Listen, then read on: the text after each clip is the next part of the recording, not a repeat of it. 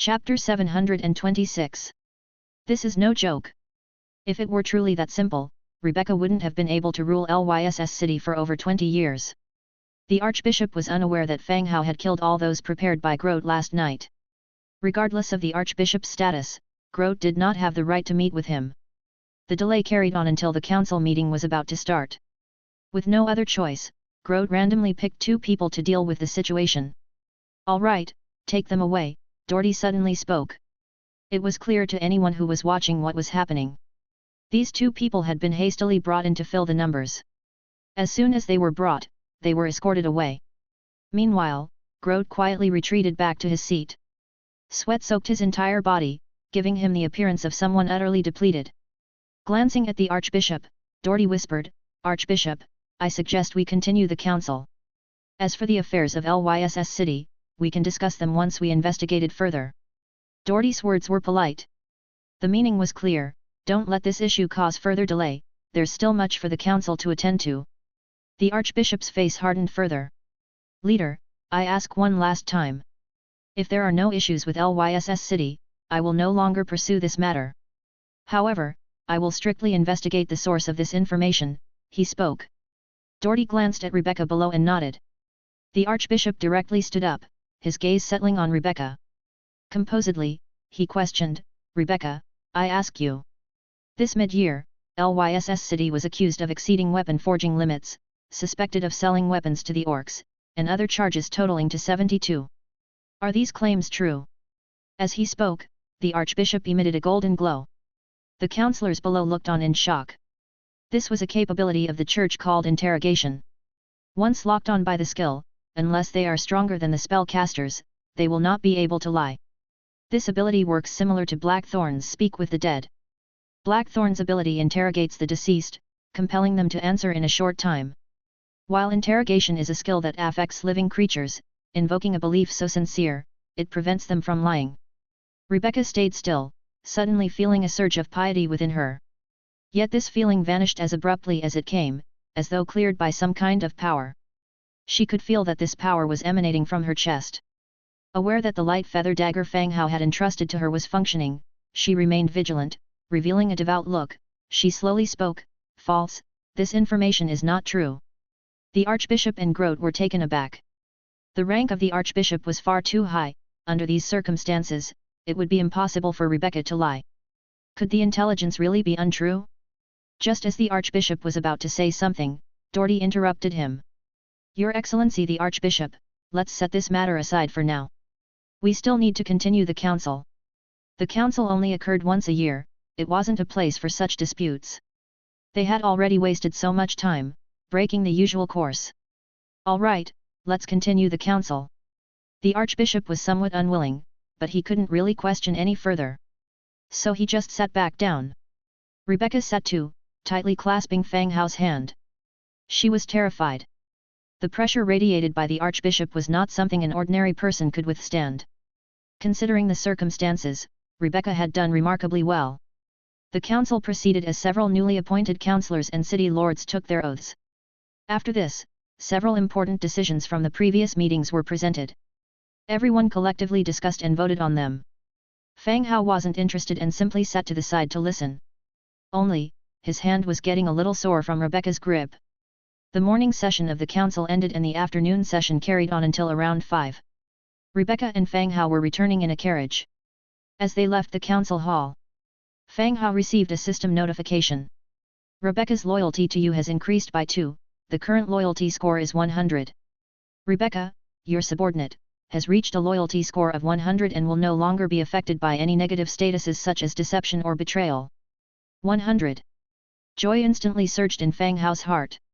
She's the first of his subordinates, without a slave contract, who'd reached a loyalty score of 100. His help over such a long period of time hadn't been wasted after all. True loyalty is reciprocated with the same, the test of time reveals one's character. However, Rebecca still looked a bit pale at the moment. It seemed she still hadn't recovered. Only when Fang Hao looked at her did she softly speak, I didn't expect it to be the Archbishop." Both of them had guessed their enemy was Grote, but they hadn't anticipated that the Church was also involved. Fortunately, traitors in Lyss City had been dealt with the night before. Otherwise, if the charges were confirmed by the church's means, they didn't dare to imagine the consequences. Don't worry, it's all over now. We'll go back in a couple of days. No matter how powerful they are, they won't be able to touch us, Fang Hao consoled, holding her hand and patting gently. Rebecca nodded, stretching her hand into her jacket collar. She removed the light feather dagger hidden between the seams. The light feather dagger, shaped like a weapon but used as a charm. Though it was called a dagger, it was even shorter than a dirk, it was not designed as a weapon. Of course, it could still be used to kill, but the orange rank wasn't suited for it. The skill, blessing, prevented the wielder from being affected by any negative status. Last time when the heathen saint caused trouble, it was discovered that the church had some skills that could affect others. Chapter 727. Fearing any mishaps, Fang Hao entrusted Light Feather to Rebecca. But the council's inspection was thorough and it was difficult to bring it in. Luckily, Rebecca had substantial assets and could hide it all in the center. No one would search a woman's body, so she brought it into the meeting. Unexpectedly, Light Feather really did serve a purpose. Thus, the council meeting was not without its gains. Come next spring, the Federation plans to establish trade routes to increase contact between cities. Allow for the circulation of goods in every city. As soon as this is put into practice, Fang Hao's goods will be sold in large quantities. Continue to multiply his resources by 100. It's perfect for him. On the military front, the Federation mentioned two things. One is centralization, and the other is strengthening the borders to resist foreign invaders. In short, being part of the 100 cities has its benefits. Unless absolutely necessary, it is best not to sever ties with humans. By the way, why is the flag of the Hall of Justice a horn symbol? Fang Hao suddenly remembered this. The flag of the Hall of Justice is identical to the emblem he obtained. There must be a connection. Rebecca whispered, well, that's a long story. After a moment, she continued, you must have seen the 100 Cities Council meeting just now. The format of the top 5 leaders in the upper house is based on the Hall of Justice's council format. The Hall of Justice was initially established by 5 human heroes, namely Brave Horn, Noble Faith, Sacred Rampart, Sharp Thorn, and Righteous Truth. Our regional leader of the Hall of Justice is Brave Horn, which is Doherty. Damn! Fang Hao couldn't help but be surprised. The emblem he possessed certainly had an impressive history. Are you implying that besides our 100 Cities Federation, there are other regions inhabited by humans? Fang Hao suddenly realized. Isn't that obvious? Of course, in addition to the other 4 leaders who also control their own regions, there are many city-states with humans living independently, Rebecca replied affirmatively. It seemed that the world was even bigger than he had imagined.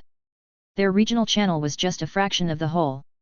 There might even be world channels and cosmic channels in the future. Cough, cough. Fang Hao cleared his throat and ventured, I guess the Brave Horn is lost, right? It is not in Doherty's possession. Rebecca nodded, true. Doherty has enough prestige and power, but the Brave Horn has been lost for many years. Despite managing Silverwing City, Doherty does not possess the emblem. Suppose, just suppose, I find this Brave Horn, is there any benefit? Do you have it? Just suppose, suppose.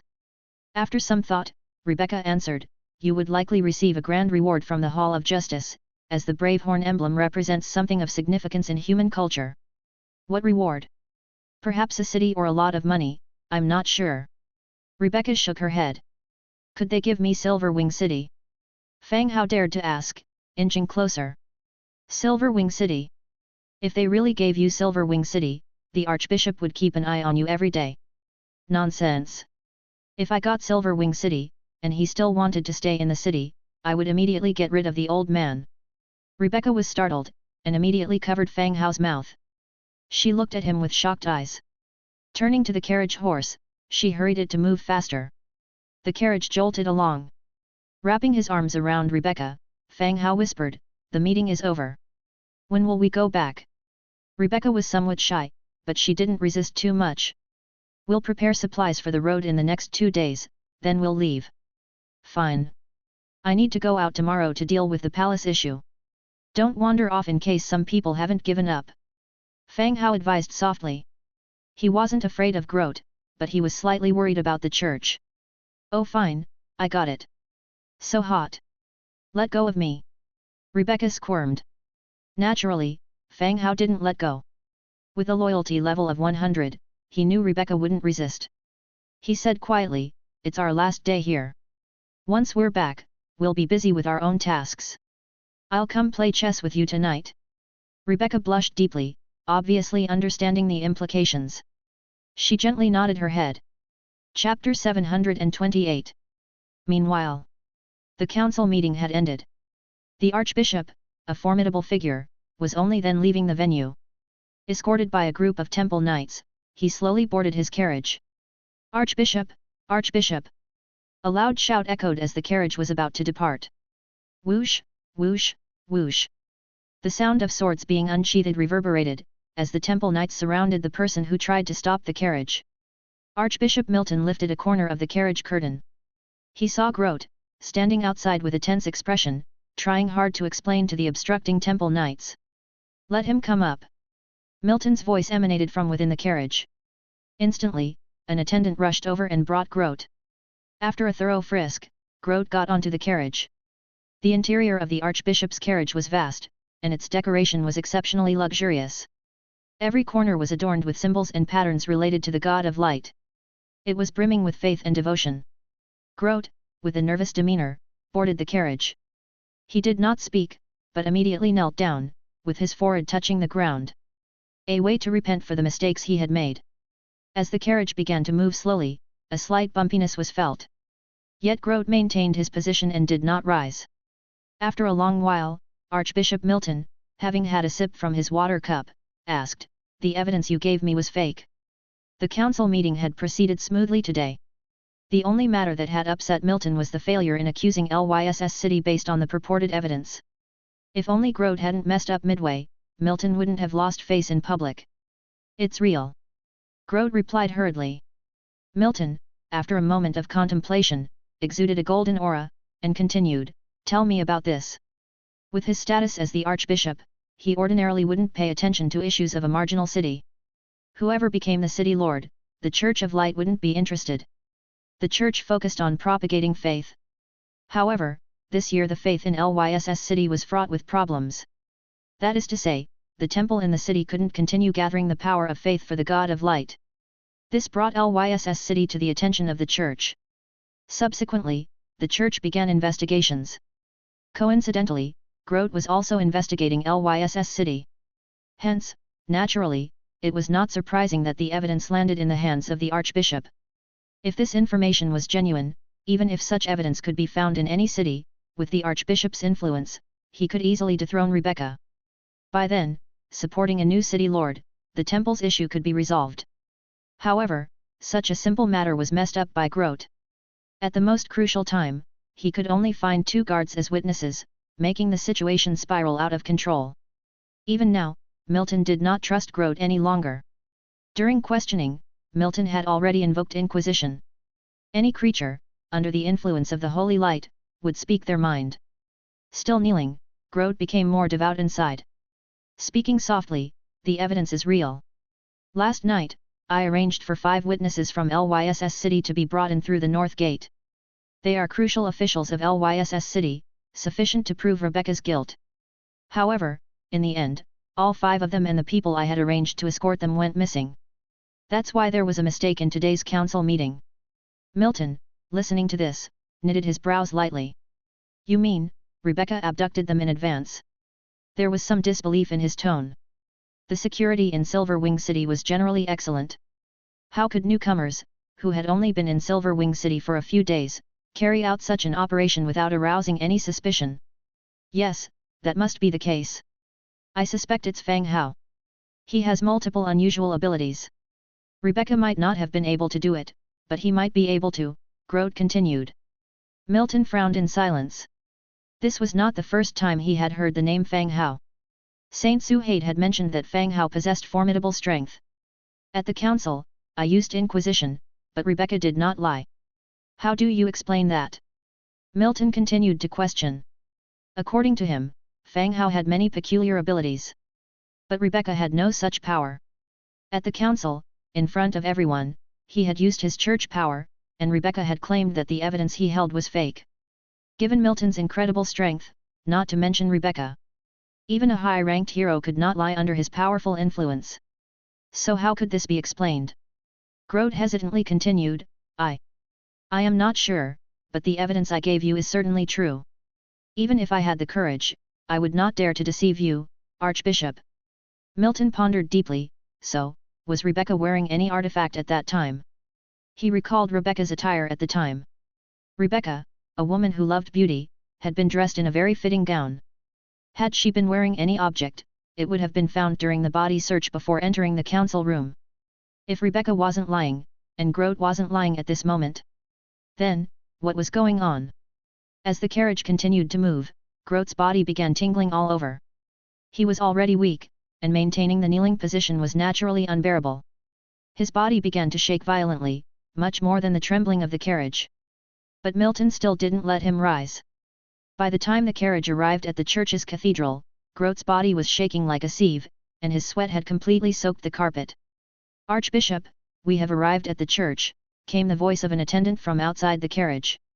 Chapter 729. The Archbishop glanced at the man prostrating under his feet.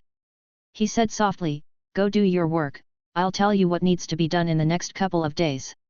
I hope you won't disappoint me this time. After finishing, he stood up and got off the carriage. Grote, who had been kneeling all this time, instantly went limp and couldn't get up from the floor. The Archbishop had left. The Knight Templar glanced at Grote, who was sprawled on the carriage, weak and drenched in sweat. He commanded, Get down. Gritting his teeth, Grote slowly moved down. He stepped off the carriage. The luxurious carriage left, and Grote hailed another carriage at the roadside to take him back to his residence. As he sat in the carriage, the weakened Grote let out a smile. This time, his clash with Rebecca ended in failure again. However, unlike previously, this time he had managed to drag down the Archbishop too, and made him stand on his side. Rebecca, just you wait, he murmured. The autumn sunlight was still bright, but it was no longer as sizzling. Basking in its warmth brought a cozy feeling. Fang Hao stood in the courtyard, assigning tasks for the day after tomorrow. They were to return to Lyss City in a few days, and provisions needed to be prepared in advance. Moreover, he informed the 4 accompanying mercenary groups to start assembling their teams, so that no one got left behind when the time came, as the team wouldn't be changing times to wait for them. The 4 mercenary groups had no tasks in this short period. They weren't needed for patrols or stand guard, their days consisted of strolling around, going to a tavern to drink and find women. With the departure imminent, gathering the members would seriously take a few days. After delegating the tasks, he let the crowd make their own preparations. Everyone dispersed. Fang Hao also decided to check on the horses.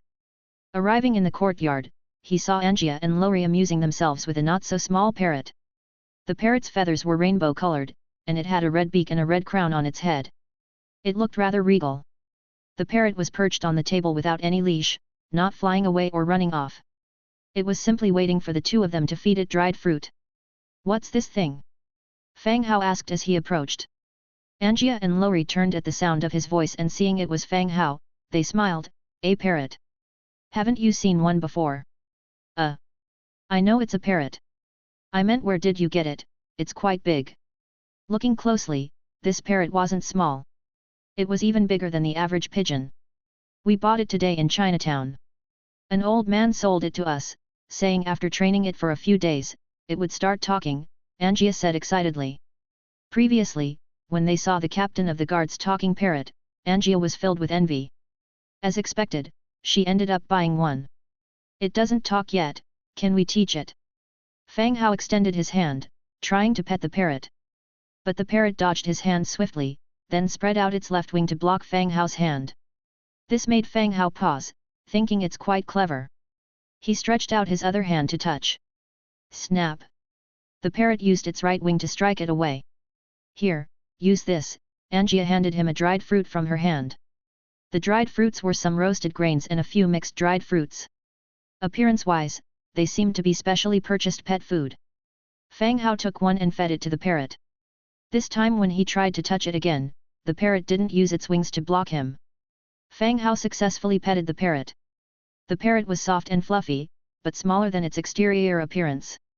Its plushness was only because of its rich feathers.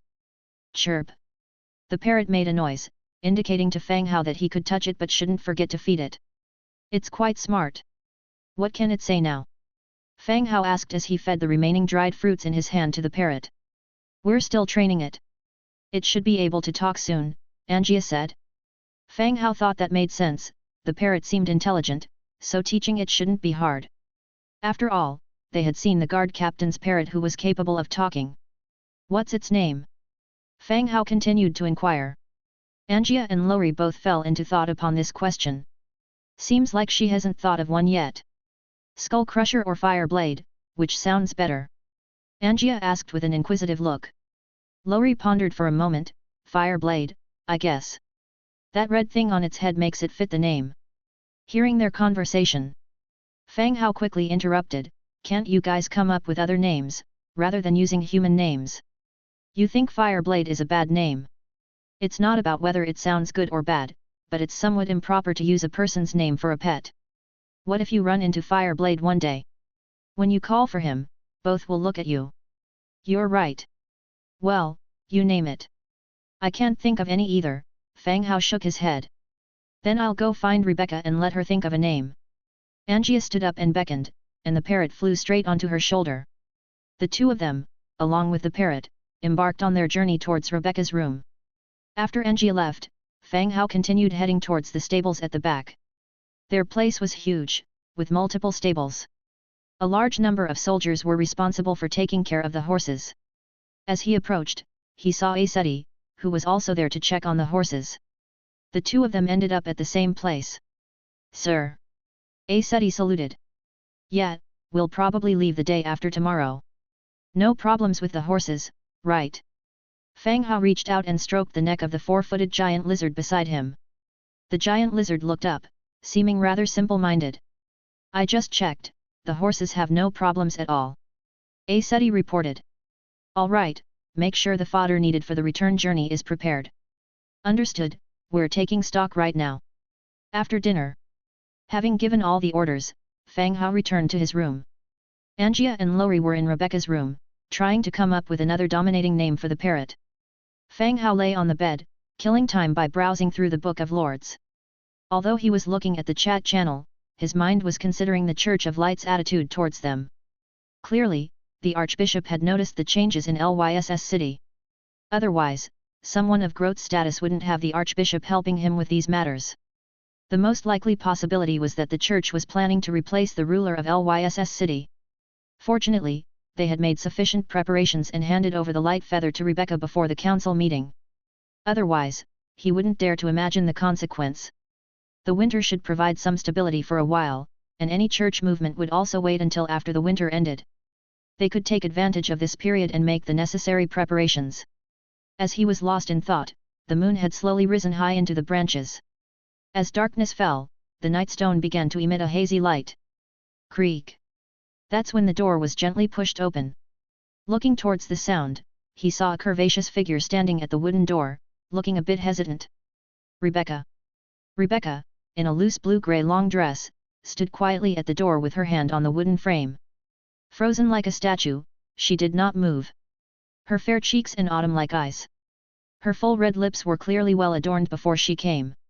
The loose long dress accentuated her perfect shoulder and hip curves, her ankles under the dress were slender and fair. She stood at the door, a hint of hesitation in her eyes, uncertain whether to leave or come in.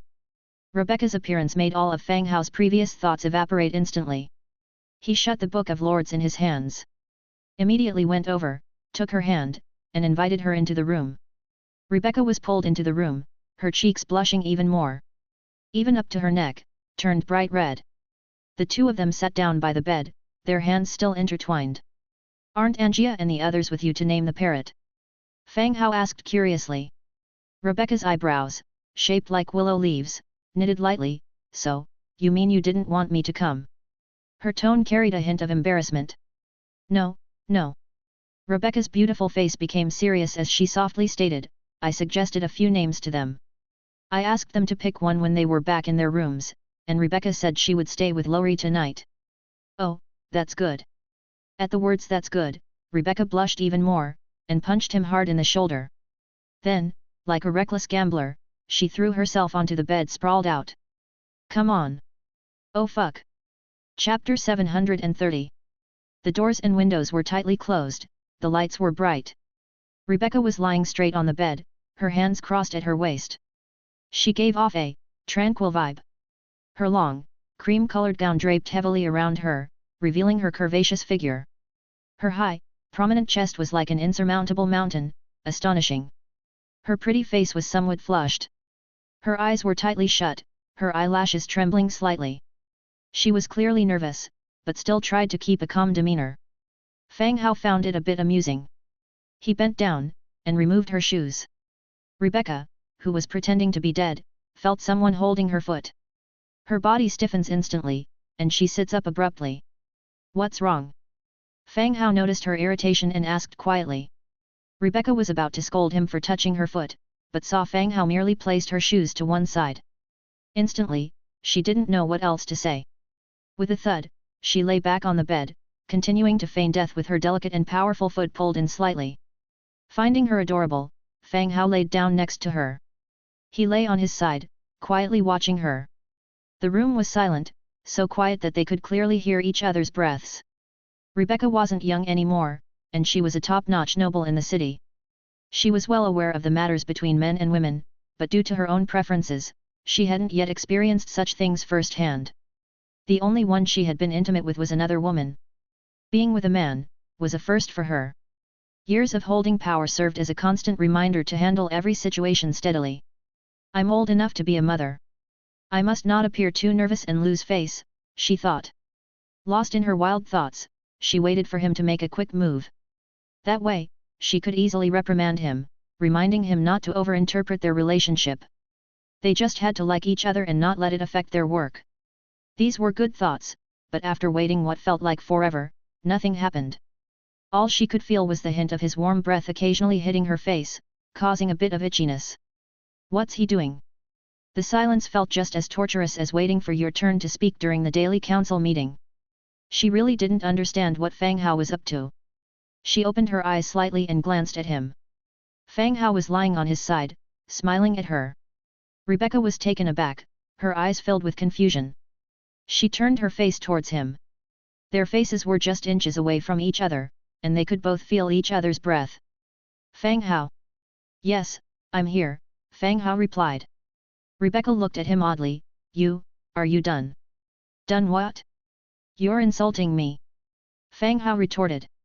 Rebecca silently got back into bed, saying, if it's going to be like this, I'm going home. Saying so, she started to get up. Seeing her get angry, Fang Hao immediately compromised, embracing the beautiful woman from the side. He wrapped his arm around her waist, hugging her soft and supple body close to him. Yay! Rebecca let out a cry of surprise, her body instantly stiffening, her face fiercely flushed, though she was trying to keep her composure. Fang Hao's heart was racing too, attracted by Rebecca's beauty. Hugging Rebecca before him, he softly said, Rebecca, you look really beautiful today. Rebecca was pleased at heart, but her face remained serious. Feeling the warmth of his body, she replied seriously, Angia might be coming back soon, so don't blame me if I don't have time for you. Fang Hao realized that was true too, Angia could come back anytime. Thinking about it, it seemed more thrilling. Holding the smooth and gentle body in his arms, he pulled the thin quilt over them both. Do you remember the first time we met? You were sitting up there, and I was looking up at you from the first floor. Ugh! Rebecca spat at him. Back then, you were pretending to be a Platonist. I haven't settled that score with you yet. You even helped me change clothes. I nearly cut you off. In relationships, Platonism refers to the pursuit of pure love in spirit and ideals, rather than just physical pleasure. Back then, when Fang Hao arrived at Lyss City to take Rebecca's evening dress order, he was being so delicate that it seemed like he would snap his waist at any moment. But he was rewarded. Besides securing the order, he got to see Rebecca's body openly and honestly. As Rebecca spoke, her breathing got heavier towards the end. Fang Hao halted his wandering hand under the blanket, deliberately asked, What's wrong? Your breathing is quite heavy. Rebecca opened and closed her mouth, unable to speak. Fang Hao's hand began to move again, unbuttoning her gown, only to find that she was wearing the belly band he had given her. The silk material was excellent, smooth and soft to the touch. He continued, no matter what, I like you. Maybe it's because of our interactions, or maybe it's the first time I was taking your measurements. But from now on, you are mine. You don't have to bear everything on your own, I am here for you. Rebecca bit her lower lip and whispered, I would be a fool to believe you. Fang Hao pressed further, what about you? When did you start liking me? Rebecca's body stiffened, her breathing became even more rapid. Opening and closing her red lips, she said, I don't know, I didn't notice. Perhaps when Lei Li died, or maybe when you saved me from Aubrey. There was laughter in Fang Hao's eyes. Rebecca admitting she liked him made him incredibly happy. Half squinting his eyes, he watched as her face turned increasingly red and her body squirmed more and more. Chapter 731. Her breathing started to become hurried. His other hand braced her chin, tilting her face upward for a kiss. Who? Rebecca's eyes was hazy. Her small fist slightly tapped on the man's shoulder, then she stopped resisting. Her slim body sunk slightly, the delicate feet curled up under the blanket along with her tensing body. She grabbed onto the man's shoulders. Her eyes gradually lost focus and a deep blush colored her face. A housemaid, waiting outside the door. Performing the tasks given by the lady of the house. Suddenly, a slightly clear surprised yell came from inside the room. Ah! It was the lady's voice, short, as if it was an expression of pain. The maid felt frightened and was about to ask if anything wrong. She then heard the sound of a creaking bed. The maid instantly had a thought. Her face also became flushed in an instant. Knock knock knock. The noise of knocking coming from outside the door. It was slightly dawn, the sun had not yet risen. Rebecca sleepily opened her eyes, staring at the grayish-white wall with a confused look. Who am I? Where am I? Feeling somewhat perplexed, she immediately sensed a sour and numb sensation flooding her upper body. Madam, the day is about to break. The maid's voice came through. That's what Rebecca had instructed her the night before. She would leave before everyone else woke up, so she could maintain her dignity as much as possible. She moved slightly, only to find her head resting on a man's chest, her thigh draped over his waist. She was tightly held by his arm, unable to get up. I got it. Rebecca didn't dare hesitate, she replied in a low voice right away. Hearing her response, the maid didn't make a sound, she continued waiting outside the door. Rebecca removed the arm around her, intending to sit up. A wave of sour pain rushed all over her body, causing her to collapse back again. The floor was strewn with their clothes. It looked like the room had been ransacked by thieves. Fang Hao, stop pretending to be asleep. Rebecca raised her fist and hit him in the stomach. Pfft! Fang Hao, who was pretending to be asleep, almost choked and quickly opened his eyes. Seeing Rebecca slightly angry, Fang Hao immediately sat up and helped the slightly uncomfortable Rebecca to sit up. He softly said, why not sleep a little longer? Are you uncomfortable somewhere? Dare you to mention it again? A glint shone in Rebecca's eyes, seeing the teasy smile on Fang Hao, she felt like flipping out. Last night was truly traumatic for her. She had intended to let him take the lead, but then, lying down, crouching, standing. That range of techniques exceeded what she had heard all these years. It felt like they did all the unimaginable things. Fang Hao held her in his arms, spoke softly, let's sleep a little longer, we don't have much to do today, you must be exhausted from last night. You. Recalling the occurrences of last night, Rebecca felt her body tingling. She twisted her waist tightly and said firmly, I told you clearly, but you simply wouldn't listen, you have to mess around. Fang Hao was pinched, not feeling any pain, he spoke softly, I was too excited last night, I lost control. Humph. Rebecca snorted coldly, released her hand, and started to dress herself, enduring the pain in her body. Fang Hao swallowed, seeing her attractive body, he approached her a bit more and gently pulled her, saying, it's still early, do you want to rest a bit more? Rebecca froze in response and immediately took position to prevent him, she moved the blanket to cover her body and moved away. She took as much distance from him as she could. Rest? Get yourself dressed, everybody will be up soon. Rebecca casually threw his clothes at him too. Fang Hao didn't try to stop her anymore, seeing Rebecca in such a condition, he felt like she wasn't doing well.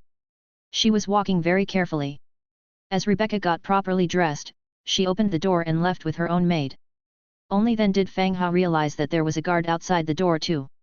It must have been hard for her. After Rebecca left, Fang Hao started cleaning the room. Although there were servants who could clean the room, the situation in the room was a bit embarrassing today. The room that was clean was now a mess. The things on the table had been swept to the floor, and the chairs were overturned to one side. A large piece of the blanket on the bed had been thoroughly wet and was still damp. Fang Hao returned the items on the table to their original positions. The drenched quilt had been directly placed into the storage space. It's saving the trouble. He would just find a place to throw it away later when no one is around. The sun rose. It was broad daylight now. Angia, who had stayed at Lori's place for the night, pushed open the door with a bang and came back yawning. A red-crested parrot perched on her shoulder.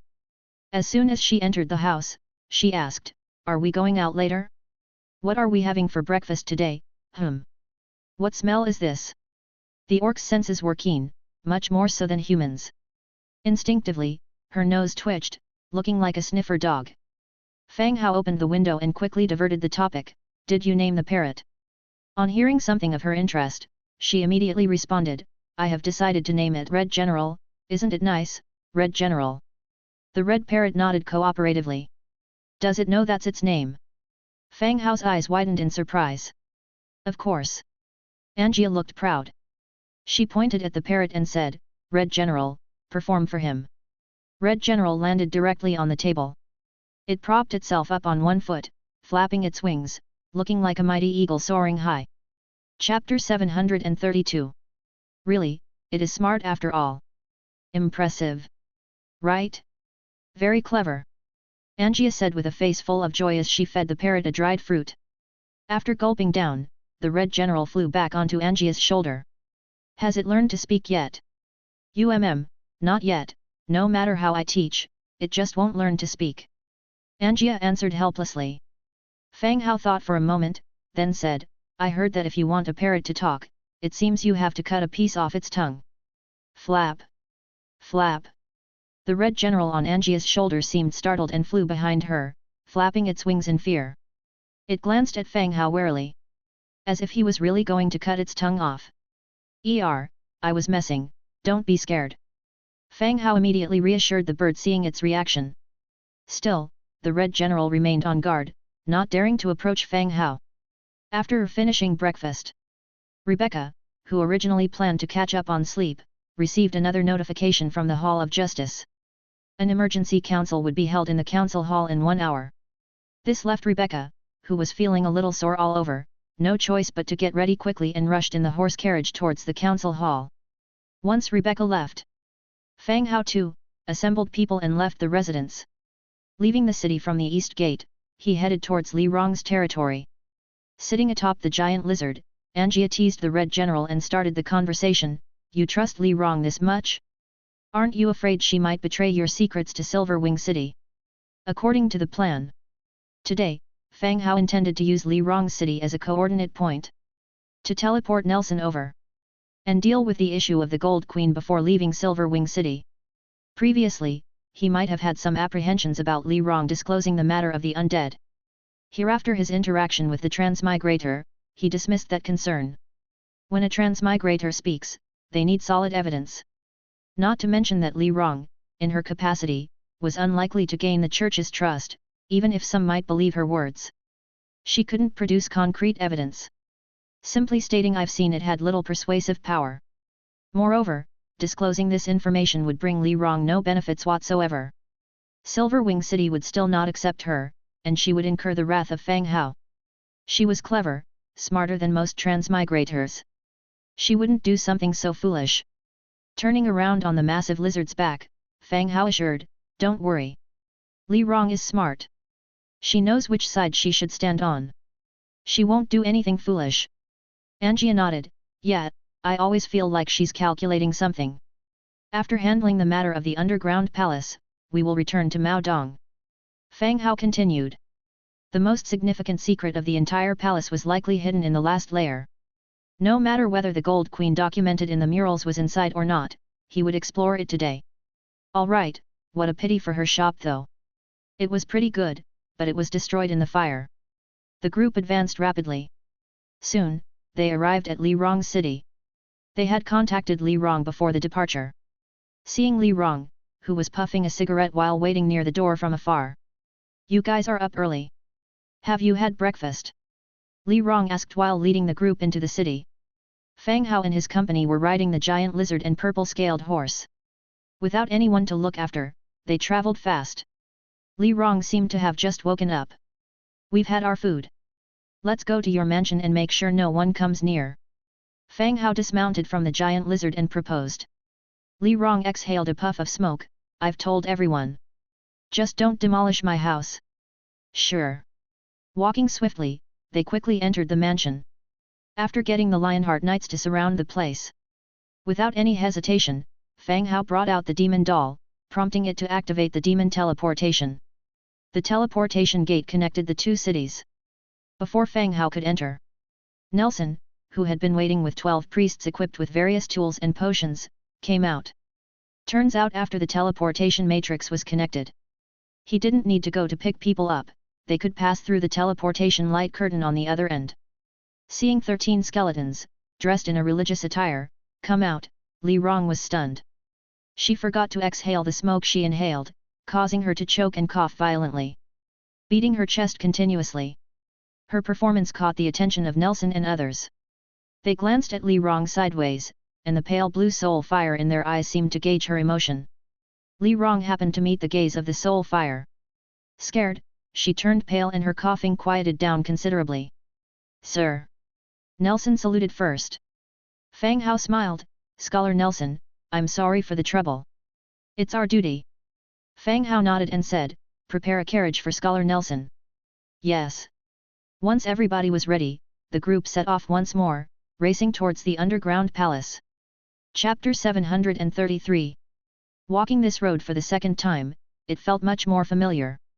They spurred their horses on, moving even faster than the previous time. However, there was one peculiar incident. The team was stopped midway by a patrol from Silver Wing City. Fang Hao and the others immediately became tense, almost ready to fight. Luckily, Nelson and other funeral priests were all inside the carriage and did not show their faces. Perhaps the patrol took the carriage for transporting women and did not conduct a thorough check. After checking the team's credentials and purpose of their journey, the patrol allowed them to continue. Everyone breathed a sigh of relief after leaving. They resumed their journey towards the underground palace. Silver Wing City. The council chamber. The sudden increase in the number of council meetings left the representative members confused. Some who were prepared to leave were forced to return by the cavalry, summoned to attend a meeting. People whispered amongst themselves, guessing what could have happened that warranted such an urgent assembly of everyone. Rebecca was seated in her position, her heart fluttering anxiously. In her hurry that morning, she had forgotten to take the light feather from Fang Hao. If the Archbishop was still relentless, persisting with the charges against Lyss City, and used his interrogation ability again, what was she to do? She glanced surreptitiously at the door, contemplating if she should leave right then and avoid the meeting. She could think of an excuse later to explain. Although there were guards at the door, they were not vigilant. She figured she could slip away. Just as she was lost in thought, the 5 leaders hurriedly entered from the top side. As the 5 leaders took their positions, the entire hall fell silent at once. All eyes were affixed on them. Rebecca's hands were clenched tightly, her knuckles were white from the pressure. In a short while, Doherty of the Hall of Justice spoke in a deep voice. Yesterday, we received news from the dwarf city of Grey Iron that 8 Peaks Mountain was being attacked by the undead army. They hope that the Federation will come to their aid. When they heard this news, there was quite a commotion in the room. Relations between humans and dwarfs had not been close since their united effort to attack Crescent Heights. Even due to border disputes and resource issues, things had been tense. Now the dwarfs had the audacity to ask humans for help. Discussions ensued among all the councillors. Rebecca slowly opened her white, clenched hands, taken aback by the information. She leaned back onto the chair, allowing her tense body to relax. So it was not about her. It was about the dwarves being attacked by the undead. Dwarves? Undead? In the blink of an eye, Rebecca's formerly relaxed brow furrowed again. It couldn't be. Fang Hao, could it? Just a few days ago, he had mentioned some dwarf territory matters to her. Moreover, apart from him, where else could there be such a large undead army? It had to be Fang Hao. Leader Doherty, the Eight Peaks Mountain is the dwarfs' territory. These past years, there have been frequent conflicts at the border with the human clan. We need to carefully consider this rescue mission, a counselor said aloud, standing. Since Rune had ascended the throne, the dwarfs have been in chaos, even repeatedly threatening our city. I have concrete evidence of these.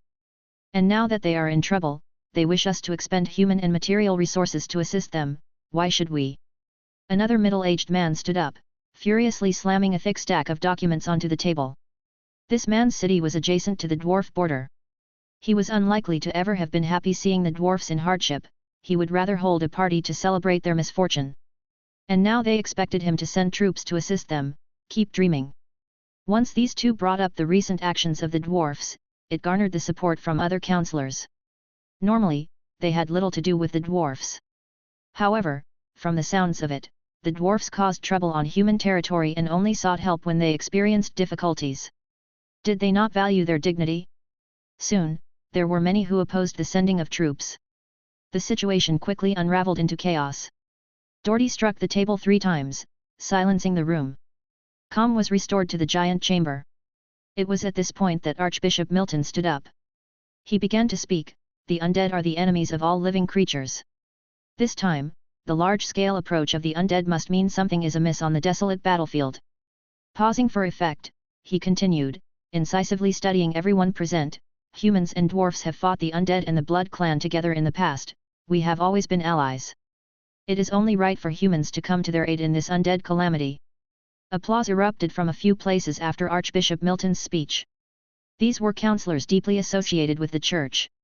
No matter what Milton says, they would always echo and support him. However, most people remained silent.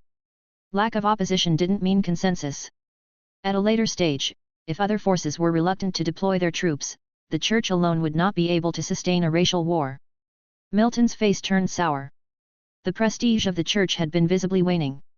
Seeing the atmosphere turning uncomfortable, Doherty at this juncture spoke, Archbishop Milton, please sit. Immediately after, Doherty's gaze fell on the crowd below. He then spoke solemnly, since the founding of the 100 Cities Federation, our mission has been to resist external tribes and create a secure space for humans to live. This time, the message sent by the dwarfs said that there's a large number of undead, which had attacked and taken over 5 dwarven fortresses in a single day. Chapter 734. Everyone was stunned. 5 fortresses a day, this speed was simply beyond comprehension. The dwarven machinery was world-renowned, but the fortresses they built were equally renowned for their solidity. How could they have been broken so quickly? Doherty listened to the discussions below and once they had somewhat subsided continued, everyone should understand the principle of a shared fate, our aiding the dwarves now is to end this war in their territory and prevent it from spilling over into ours. As soon as he finished speaking, even the city lord who had just brought out a stack of evidence against the dwarves felt some reasoning in what Doherty was saying. If there were so many of the undead, once they conquered the dwarves, the next step would be to attack human cities. In that case, it might be better to go to war in the dwarves' territory. Even though they understood this logic, they weren't too keen on rushing to help the dwarves so readily. Some raised their hands to signal their attention. Upon receiving a nod of agreement from Doherty, they stood up and said, such an easy promise to assist may not garner gratitude from the dwarves afterwards. Doherty naturally understood this. He loudly proclaimed, we naturally won't assist without compensation. When the dwarves aided humans in the past, they took a considerable amount of resources. This time it's our turn, and likewise, we should also be compensated. The council members below nodded in agreement.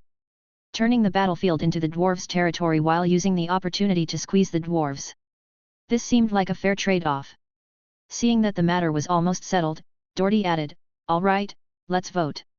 In reality, the matter of assisting the dwarves had been thoroughly discussed among the 5 leaders of the upper house. Announcing it at the meeting today was more of a notification. The church made the first move, persuading the believer members to agree, and then Doherty convinced the others. There was a brief discussion before the members below began to express their opinions. Rebecca watched silently the entire time, not expressing her opinion nor discussing with anyone else. In her heart, she increasingly suspected that the undead army was Fang Hao's forces. As humans rushed to aid the dwarves, coupled with the Church of Light's damage to the undead. Would this affect the course of the war? Would it affect Fang Hao's development? She had only been to Fang Hao city once and didn't know much about the power inside his territory. She couldn't help but think a bit more about this. Okay, 132 votes for, 12 against, and 22 abstentions, a statistician loudly announced from the side.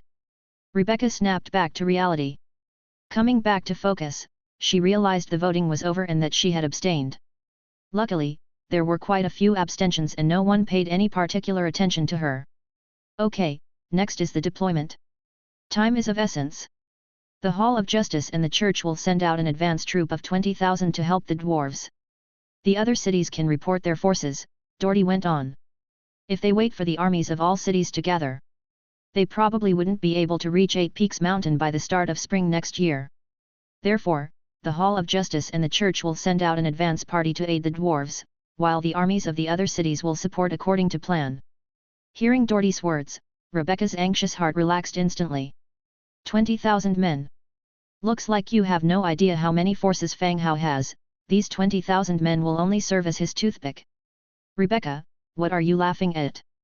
A nearby council member asked curiously. For some reason, the woman beside him just suddenly smirked and burst out laughing. Nothing. I just remembered something amusing. Rebecca stifled her laughter. The council member didn't say anything more, just shook his head slightly. Women. With something so important happening, she is preoccupied with other thoughts. The meeting only discussed this one thing. The Archbishop and Grote didn't take the opportunity to cause trouble for Rebecca. After the meeting, Rebecca returned to her carriage and went back to her residence. She thought to herself. Better leave Silverwing City as soon as possible to avoid any unexpected changes. The next day. After a day of rapid travel. By the next morning, Fang Hao and his team finally made it to the water pond. After chasing away the wildlife gathered to drink water, Fang Hao opened the Book of Lords, setting up a temporary camp. Once everything was ready, Fang Hao released the demon dolls. He said to Nelson and the others waiting by the shore, Master, you guys wait here for now. I'll go in and make sure it's safe first. If there's any danger, we'll retreat immediately. Nelson nodded slightly, all right, my lord. Having given his instructions, Fang Hao controlled the demon doll and plunged into the pool. Heading downward, he quickly returned to the entrance of the underground palace. Removing the nightstone from around his neck, he passed through the stone cave and entered the palace. Since it had already been cleared by Fang Hao and his companions, the ascent was uneventful, with no enemies or monsters in sight. He went straight to the 9th floor. Within the corridor, the once vibrant murals had faded, with some areas peeling and flaking off. Only a few days had passed, and yet everything had changed this much. He made his way straight to the stone door. Using the method Lowry had taught him, he gently knocked on a stone brick. Click! Following the crisp sound, the entire corridor started to wobble, and the stone door slowly opened to both sides. It revealed the interior. This was a single room. The room was about 50 to 60 square meters. It was fully equipped with various utensils, tables, and chairs. However, all the furniture was made of stone, while all the utensils were made of gold. In the center of the room lay an enormous golden coffin. The gold coffin was covered with beautiful decorations and was extremely ornate. Fang Hao stood at the doorway and waited for a while. However, the room remained silent. No enemies appeared. Is the Golden Queen not at home? It was not his first time encountering a case where the owner was out. While the owner was out, he turned their residence into a dungeon-like place and swept through it, carrying away anything in sight. Once he was sure that there were no enemies inside, Fang Hao stepped into the room. The whole room was filled with utensils. The possibility of hidden traps was slim. Still, Fang Hao was cautious. After entering the room, he looked around. His gaze ultimately fell on the large golden coffin in the center. The exterior of the coffin was carved with all kinds of intricate and beautiful patterns. The brightly colored patterns were all embedded with various precious gemstones on the coffin. Among them, one was as large as a fist. Regardless of whether these gemstones were special materials or not, even ordinary gemstones are incredibly valuable at this size. What a luxury! If there was danger lurking in this secret room, it would probably be within the closed golden coffin. However, the possibility of an enemy inside was low, based on previous experience. If there really was an enemy inside, they would have awakened the moment he stepped into the room. Thinking of this, Fang Hao was uncertain whether to feel relieved about avoiding a major battle or regret having missed the chance to encounter a powerful hero. However, these were things he could not change. He placed his hands on the side of the coffin lid and gently pushed. Click! The sound of metal rubbing against metal rang out, and the coffin lid was slowly pushed open. As the coffin lid opened, Fang Hao could see the interior. The first thing that caught his eye was a pair of shriveled feet. Thud, thud, thud. Fang Hao instantly let go and retreated several steps. Someone was home. The demon doll's eyes flicked as the soul fire within violently bounced, staring fixedly at the partly opened golden coffin. But ultimately, nothing unusual happened inside. The silence was unbroken. No, wait. Could she have simply died in her sleep? Undead creatures don't die in their sleep. Was she asleep? Or was she using an ability similar to God's presence, and did not know someone was approaching? In any case, the sight of those feet earlier certainly gave him quite a scare. It was one of the rare times he felt so startled after joining the undead faction. He waited for a long while, but there was no movement from inside the gold coffin. Fang Hao built up the courage again to approach, and peered inside once more through the small gap he had created.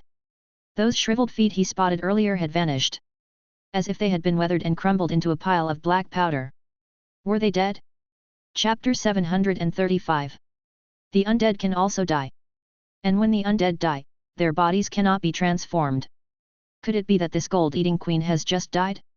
When he opened the coffin, he saw that her feet were still intact. He backed away and returned, but now her appearance had changed. He continued to speculate while putting forth his efforts. With the accompanying screeching noise, the coffin lid was slowly pushed open. And as it opened wider, the body in the coffin was gradually vanishing with time. It seemed like this golden coffin was some kind of container. When a part of the container was opened, the body inside could no longer withstand the ravages of time and eventually reduced to ashes. Clang! The coffin lid finally tipped backward as intended. The whole scene inside the coffin was laid out before his eyes. The vanishing body stopped when it reached the chest. Only half of the chest and a shrunken skull were left. The hollow pupils had dried up. No signs of the living dead state or soul fire were present. Fang Hao drew a bit closer again. Gold-eating Queen Amanda, dark gold-ranked hero. She's not dead. Fang Hao, who had just drawn nearer, inched back, creating a distance from the coffin. A transmigrator's power does not affect corpses. The dark gold-ranked hero lying in front of him seemed to be in bad shape, but she was not dead. However, she looked close to death. Fang Hao stood aside and waited for a while, but nothing unusual happened in the golden coffin. The queen, with only her chest cavity and head remaining, lay peacefully inside. He found a metal rod without any property and gently tapped the shrunken body. Nothing happened, and a big chunk fell off where the golden scepter had touched. It seemed that the remaining part won't last long either. After confirming that there was no immediate danger, he left the DM doll here and his main consciousness returned to his body. He stepped out of the room. Outside, heroes like Nelson and Dimitrija had been silently waiting. Seeing him come out, they quickly approached. "Sir, what's the situation?" Nelson asked. Fang Hao considered for a moment and then said, "The last layer has a corpse-keeping coffin made of gold. There is a body inside it that only has the skull and chest cavity left. It is the gold-eating queen, but it seems her condition is not very good." Fang Hao explained the situation as it was. Actually, the tomb had mainly been cleared, so there was nothing more to worry about. Nelson thought for a moment and said, "Sir, you stay here. I'll take some people to check it." "Okay, I'll have the giant lizard take you there." After a brief chat with the four-footed giant lizard, it carried Nelson and a group of funeral priests, and took them to the tomb below the pool. In the 9th layer, the DM doll controlled by Fang Hao saw Nelson's arrival. Nelson led the priests to the golden coffin and slightly saluted it. Then he went forward to check the situation closely. After examining the status of the body in the coffin, he returned to the door. He said softly, "Sir, this gold-eating queen has suffered heavy damage. If we want to restore her body, we need some materials to perform the ceremony. Will the materials be consumed on a large scale?" Fang Hao asked after a thought. He had to weigh whether it was worth it or not and, if the queen woke up, would she serve him? He was not an ardent follower of undead loyalty and would not go to desperate lengths to save this gold-eating queen. Moreover, the title Gold Eater was somewhat special. I hope she's not fond of eating gold. Nelson thought for a moment and said, we need over 100 shadow stones, death traces, and alchemy materials. Murdering living creatures could also be used as a substitute, but more people would be required. That's a lot. Building the special structures of the undead faction only required a few, or at most a dozen or so shadow stones. To repair the body in the golden coffin, it would require 100 shadow stones and death traces. Would it require so much energy? He could afford these things, but what if she turned hostile after being restored? Rolina was a case in point. He had resurrected her, even had to coax her, and her loyalty still grew dreadfully slow. After thinking a bit, Fang Hao asked, can I make her wake up first and communicate with her? He wanted to communicate with her before spending a large amount of materials to restore her. Yes, but the waking time will not be long, Nelson replied. There's no danger when she wakes up, right? We can only wake up her consciousness. Nelson continued. Okay, then let her wake up first. Yes, sir. Nelson returned to the room again and organized 12 funeral priests to draw the array. They had brought some materials with them when they came, so they could start drawing the array right away. The complicated array centered around the golden coffin was completed. Nelson muttered some words and then made a gesture. A blue soul flame lit up inside the dry skull in the stone coffin. Sir, you can talk to her now. Nelson whispered. Fang Hao nodded and walked over.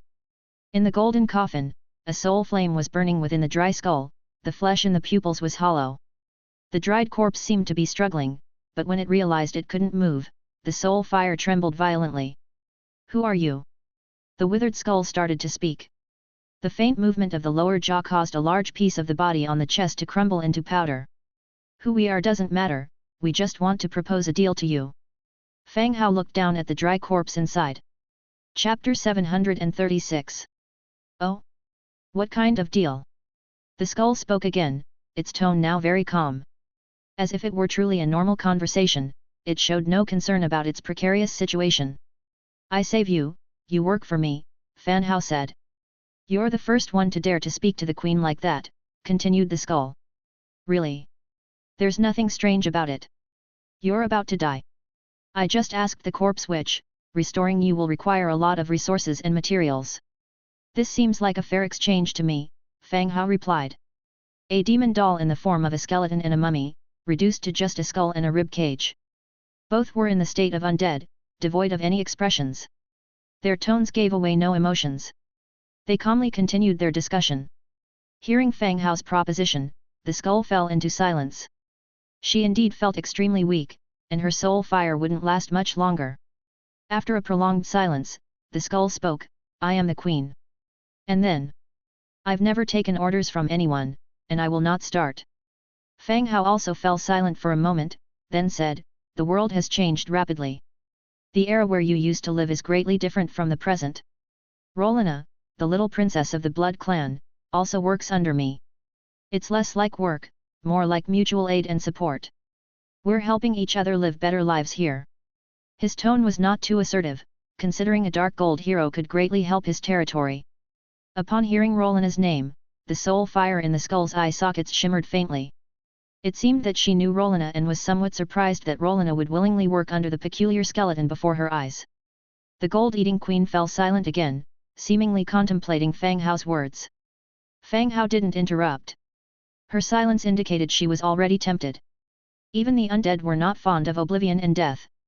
Is not their willingness to be turned into undead a reflection of their fear of death? As the soul fire in her eye sockets grew fainter, she spoke again, I can join your territory. But you must agree to my terms. Let's hear them. First, you must give me the respect and status I deserve. Second, you can't make me do anything against my beliefs. Third, as my power comes from gold, you should provide as much gold as you can. Fourth, assist in improving my strength, these are the initial conditions. Fang Hao nodded, the third point, about gold, all the gold in this underground palace is yours, and future gold will be allocated to you as much as possible. But the territory's development also needs funds, so not all can be given to you. As for the rest, I can promise you. Good. Then I am willing to join your territory. Maybe you could make some pledges to nurture trust between us. The soul fire of the gold-eating queen shuddered even more. What is your name? Fang Hao. The gold-eating queen's indifferent voice rang out again, by the great god of undead, after joining the territory, Lord Fang Hao's will shall guide my path. All who oppose his vision shall be bestowed with equal doom. The oath sounded convoluted, but its meaning was clear. He didn't hold a dark gold hero scroll, thus the only way to recruit a dark gold hero and impose restrictions was through this method. Swearing an oath to the god they worshipped was not as simple as bragging. It was a grave matter. After listening to the gold-eating queen's oath, Fang Hao nodded and said, "Welcome, let the recovery process begin." The gold-eating queen said nothing. Slowly, the soul flame in her eye sockets died down. Fang Hao retreated to the door, and Nelson stepped boldly inside. 12 priests entered the room, moving all the gold objects to the hallway outside the room. In the corners of the room, they found 6 viscera jars that sealed the gold-eating queen's organs. The gold-eating queen's body was a living dead, meaning her body had organs. Before her severe wounds put her to sleep, she had removed all her organs and placed them in different corners of the room according to a certain pattern. Either she was waiting for someone to save her, or it was for some other reason. Either way, she was well prepared in advance. If organs turned to dust along with her, recovery would have been much more challenging. Fang Hao checked the properties of the 6 viscera jars. 2 of them were magical items with orange level augmentation. The other 4, though also sealed with viscera, kept no additional properties and were simply ordinary containers. Fang Hao merely glanced at them, with no intention of keeping possession of the viscera jars.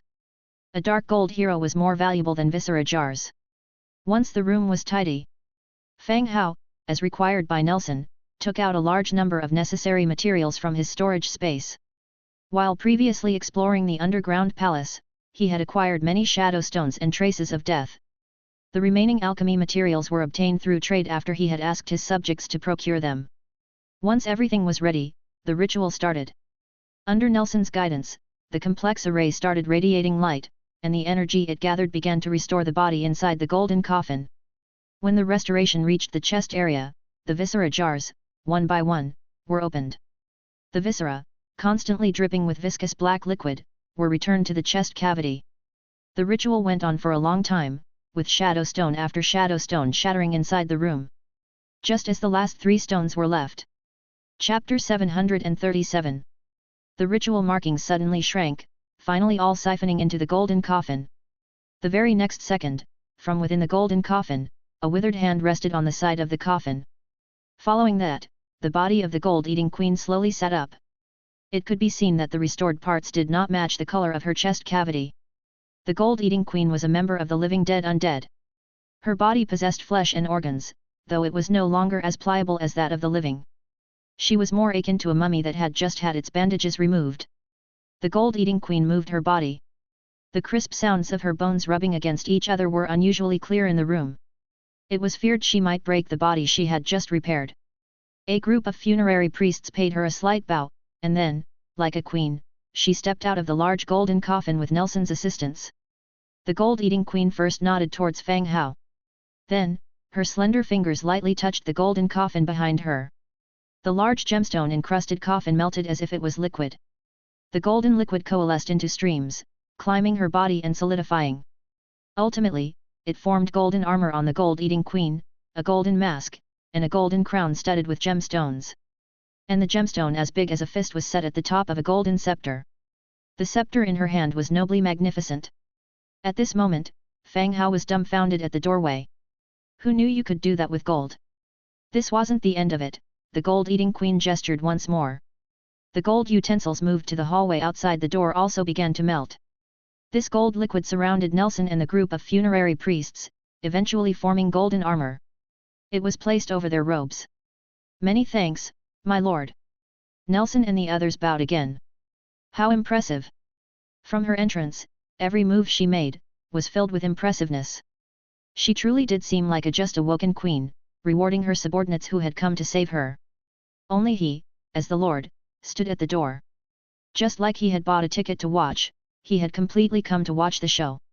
When everything in the room was finished, the gold-eating Queen Amanda walked out. She walked straight in front of Fang Hao and elegantly bowed, saying, "Greetings, my lord." "You're much more commanding than I am," Fang Hao thought.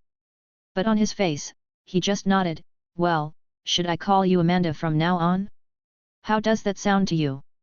Acceptable. Let them first remove all the utensils from here. I'll introduce you to the situation of our territory. It might be a bit different from where you used to live, Fang Hao said softly. Following that, Nelson commanded the funerary priests to begin moving things out. Fang Hao, however, was introducing Amanda to the situations of the territory and the living creatures inhabiting it, such as humans, orcs, dwarfs, and trolls. But Amanda just silently listened and did not express any surprise. Aren't you surprised? Fang Hao asked Amanda. The immortal clan also rules over living creatures. The bones tax that the living creatures turn in each year is the main source of military power. Amanda's voice came from under the golden mask. Bone taxes were a type of tax, each year based on the request. Complete bodies and bones from all regions had to be handed over as a sort of tax. If it was from natural deaths, it was sufficient. But if the bone tax wasn't enough, live persons would be captured to fill the requirements. Of course, capturing other ethnic groups was also an option. All right, we are currently under the watch of the church, later, I will return you to your territories. Okay. After the introductions were over, the last items in the room were finally cleared away. Everyone went through the water basin and returned to the temporary campsite. Chapter 738. Once out of the pool of water, Fang Hao put away the demon doll.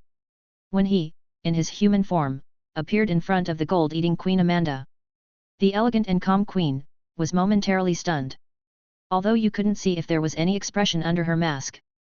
The most up-to-date novellas are published on Fruitnoelo.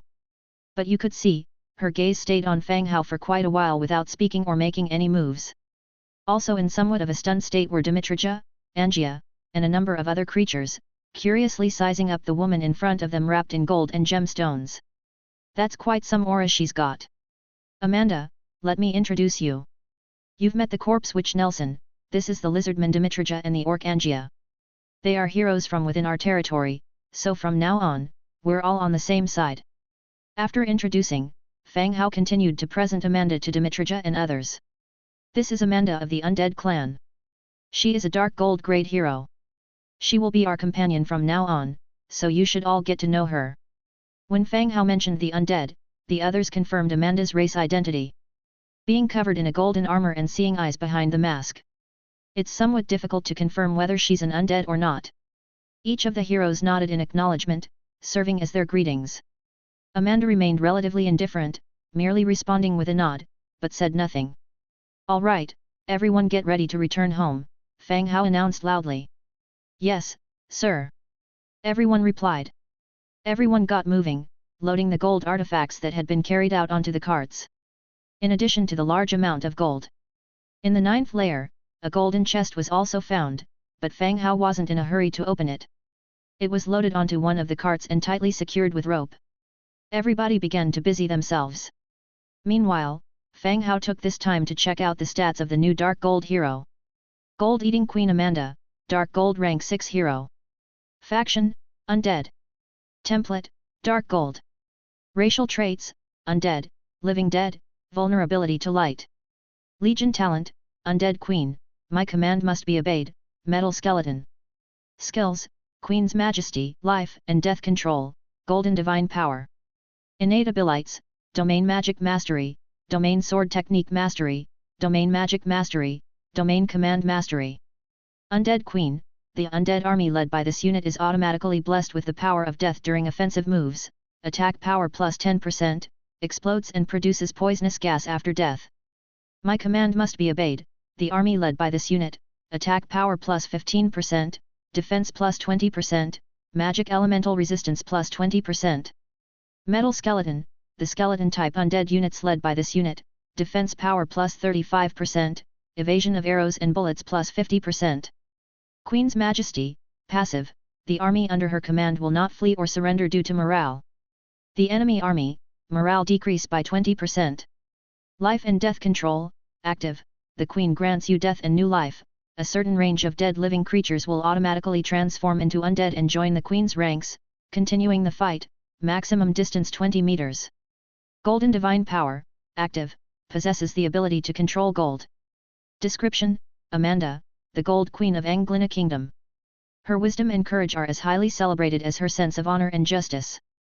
But her rule was tragically short-lived. She was poisoned and died in her prime by political enemies. The royal family of Anglina Kingdom couldn't accept this reality and brought in the corpse witch, an enemy of living creatures, to turn the preserved Amanda into the undead queen, continue to rule the kingdom towards glory. At the end of the undead ritual, Amanda woke up to find her beauty and body had turned pale and rigid. When she walked out of the great hall again, she was wrapped in golden armor, with a golden mask depicting her face and life on her face, standing in front of all her people. However, the glory of the kingdom of Anglina was not sustained. The wars between the undead and the living creatures gradually destroyed the once mighty kingdom. The queen then returned to her golden coffin, waiting for the next awakening. Having read Amanda's stats, Fang Hao couldn't help but be in awe. Her skills aren't numerous, but each is not weak. Queen's Majesty is a passive skill. Her own troops will not collapse due to morale, and the enemy immediately drops 20%, which is somewhat overpowered. A drop in morale to a certain value can even lead to surrender or escape of the entire army. A drop of 20% at the onset means they will have a hard time fighting later. Life and death control turns the deceased creatures on the battlefield into the undead to continue fighting. It has a distance limit of 20 meters, but the number shouldn't be small. The descriptions of all the skills are very detailed. Only the last one, Golden Divine Power, has a simple description, but the effect is terrifying. It can turn gold into liquid and then shape it into any form. This controllability is enormous. If used well, it could be more terrifying than any other skill.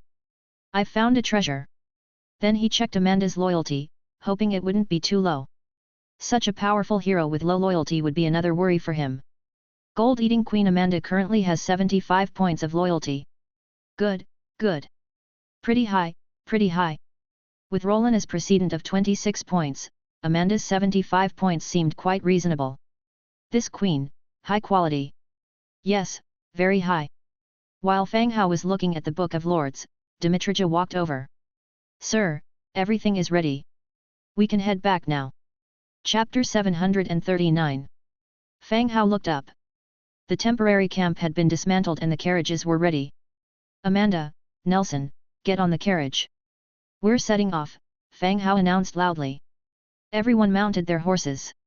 Amanda headed towards a lone carriage, while Nelson and the corps of undertakers climbed onto the carriage at the rear. Amanda beckoned, and gold flowed around her like liquid. Underneath the carriage, it morphed into a low, square stool. Amanda stepped on the stool and onto the carriage. The stool then transformed back into a liquid, and flowed into the carriage. Everyone watched in dumbfounded amazement. This was, too impressive. Fang Hao had seen this before and naturally reacted more calmly.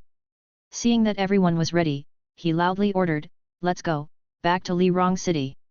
The scouts advanced first, with the caravan following closely behind. The return journey was even smoother. They passed by patrol teams, none of which tried to obstruct them. They made their way and reached Li Rong's territory by the noon of the second day. Gazing at the huge amount of gold utensils that had been transported back, Li Rong was dumbstruck. Seeing how the heroes who were of dark gold tiers had disembarked from the carriage, she crushed her cigarette and approached to ask, "Heroes recruited from the 9th level?" Yes," Fang Hao nodded. "Damn, I should have gone. I don't have any heroes yet." Li Rong jealously hollered. After all, it was Li Rong who supplied the dungeon map and information. But her own harvest was far greater.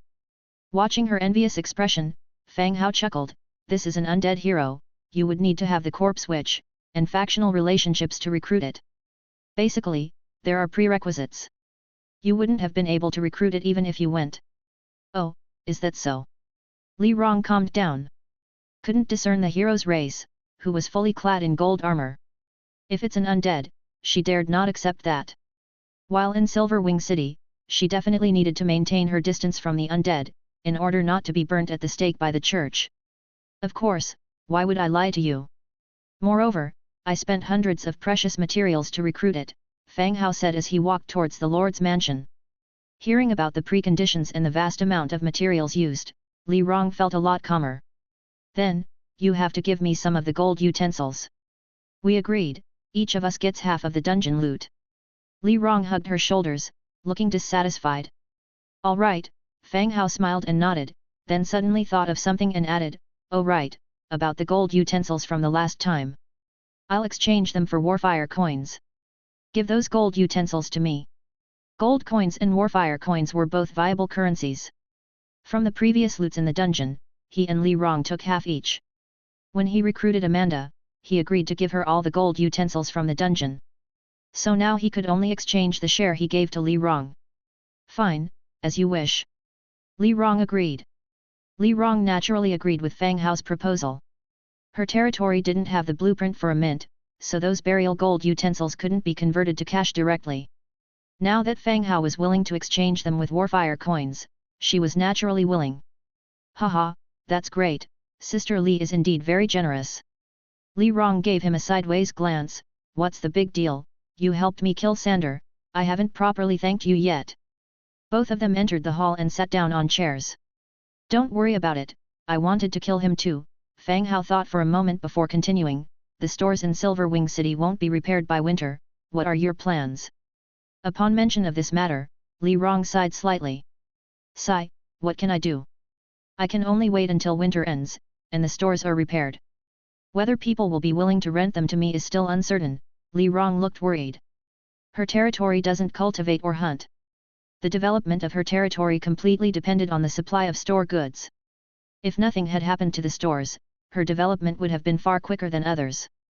But now, as the stores supporting her development had been destroyed, her development came to a halt. Thankfully, she had saved quite a bit of money already, otherwise, she wouldn't have lasted the winter. Have you ever considered my earlier proposal? Fang Hao smiled at Li Rong. You mean, our collaboration on opening stores? Yes, I have many cities in my territory, enough for you to display your capabilities. You won't have to worry about the rental fee for the stores, and no gangsters would dare to create trouble.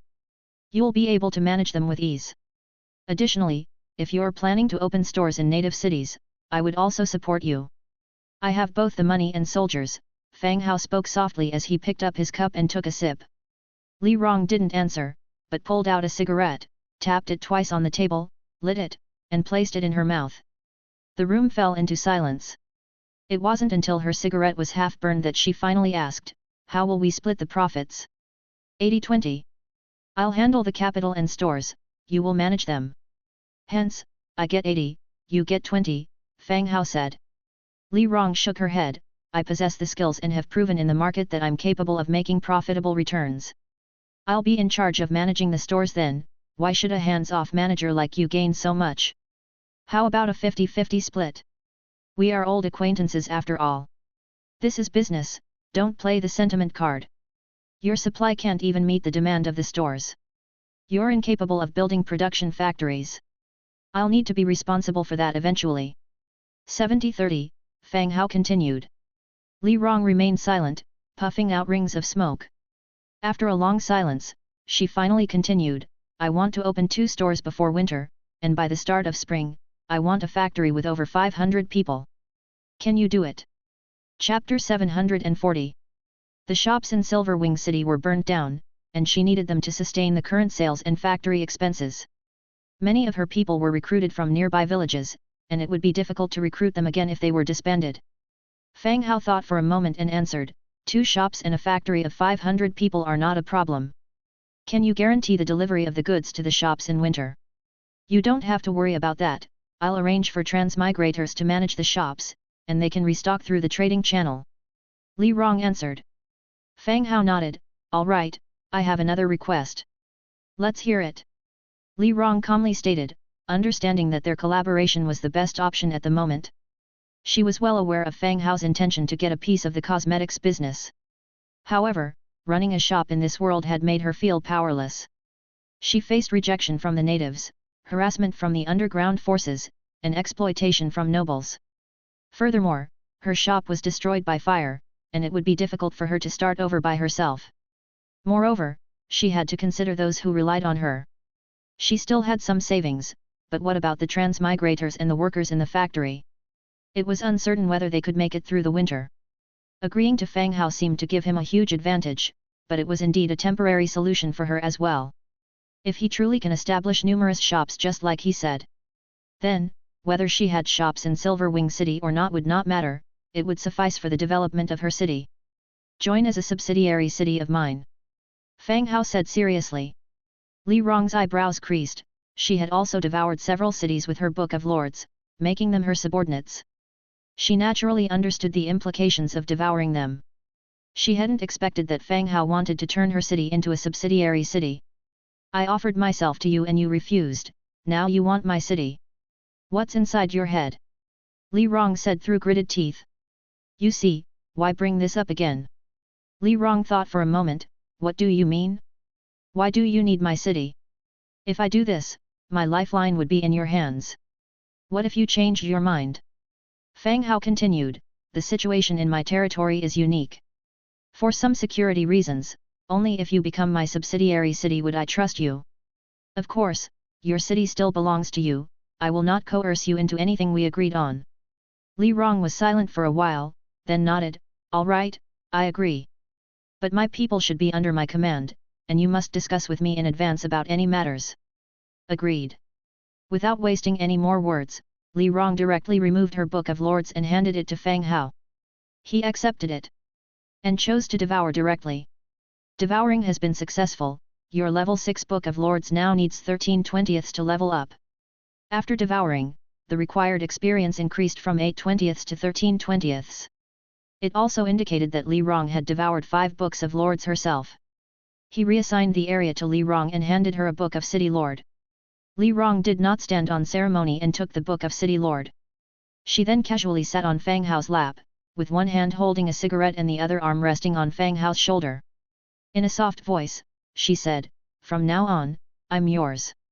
You have to take good care of me. You. Just as Fang Hao was about to say something, footsteps were heard coming from outside.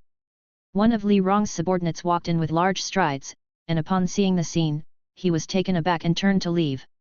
Li Rong felt embarrassed and got off Fang Hao's lap and sat to one side. With an expressionless face, she asked, what's the matter?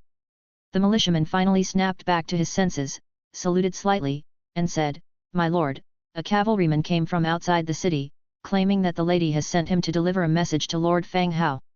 Li Rong instantly looked towards Fang Hao. Fang Hao nodded, let him in. Li Rong told her subordinate, let him in. Yes. The militiaman quickly retreated. Not long after, a man was ushered in. It was the lead guard from Rebecca's side. Upon seeing Fang Hao, he bowed and said, my lord, the lady asked me to bring a message to you. Speak. The lead guard remained silent, his gaze shifting between Li Rong and the militiaman in the room. Fang Hao understood his meaning, Li Rong, stay. Have your men go outside. Li Rong nodded, you go out first, and don't let anyone approach. The militiaman obeyed and exited the room. The room was then left with Fang Hao, Li Rong, and the lead guard. Speak. The lead guard nodded and lowered his voice, the Hall of Justice and the Church of Light have assembled 20,000 men, they set off 3 days ago to aid the dwarves at the 8 Peaks Mountain. The other human cities have also started gathering their forces, and will also head to 8 Peaks Mountain. Upon hearing this news, Fang Hao's eyebrows knitted together instantly. Humans are coming to aid the dwarves. Chapter 741. Hearing this news, Fang Hao was somewhat surprised. Winter was about to arrive, and given the situation, which was nearly medieval, launching a large-scale war would drain too much resources. Unless absolutely necessary, no forces would be willing to wage war at this time. However, the Federation of 100 Cities still decided to assist the dwarves. Looking at this, it appeared that humanity had made a huge resolve. However, the dwarves obviously didn't inform humans about the actual number of the undead. Otherwise, Silver Wing City would not have sent 20,000 people to their deaths. Will other cities also send troops? Fang Hao turned to his trusted aide. The latter nodded and replied, for war against foreign races, each city will send out a corresponding amount of troops based on its city level. As for LYSS City, according to its current city level, they have to dispatch at least 10,000 soldiers to join the joint army. LYSS City was at city level 12. For those above level 10, there would be a minimum number of troops to deploy. Given the numerous human cities, such a merger resulted in quite a significant number. Fang Hao thought for a moment before continuing, when will the 20,000 from the Hall of Justice and the Church depart?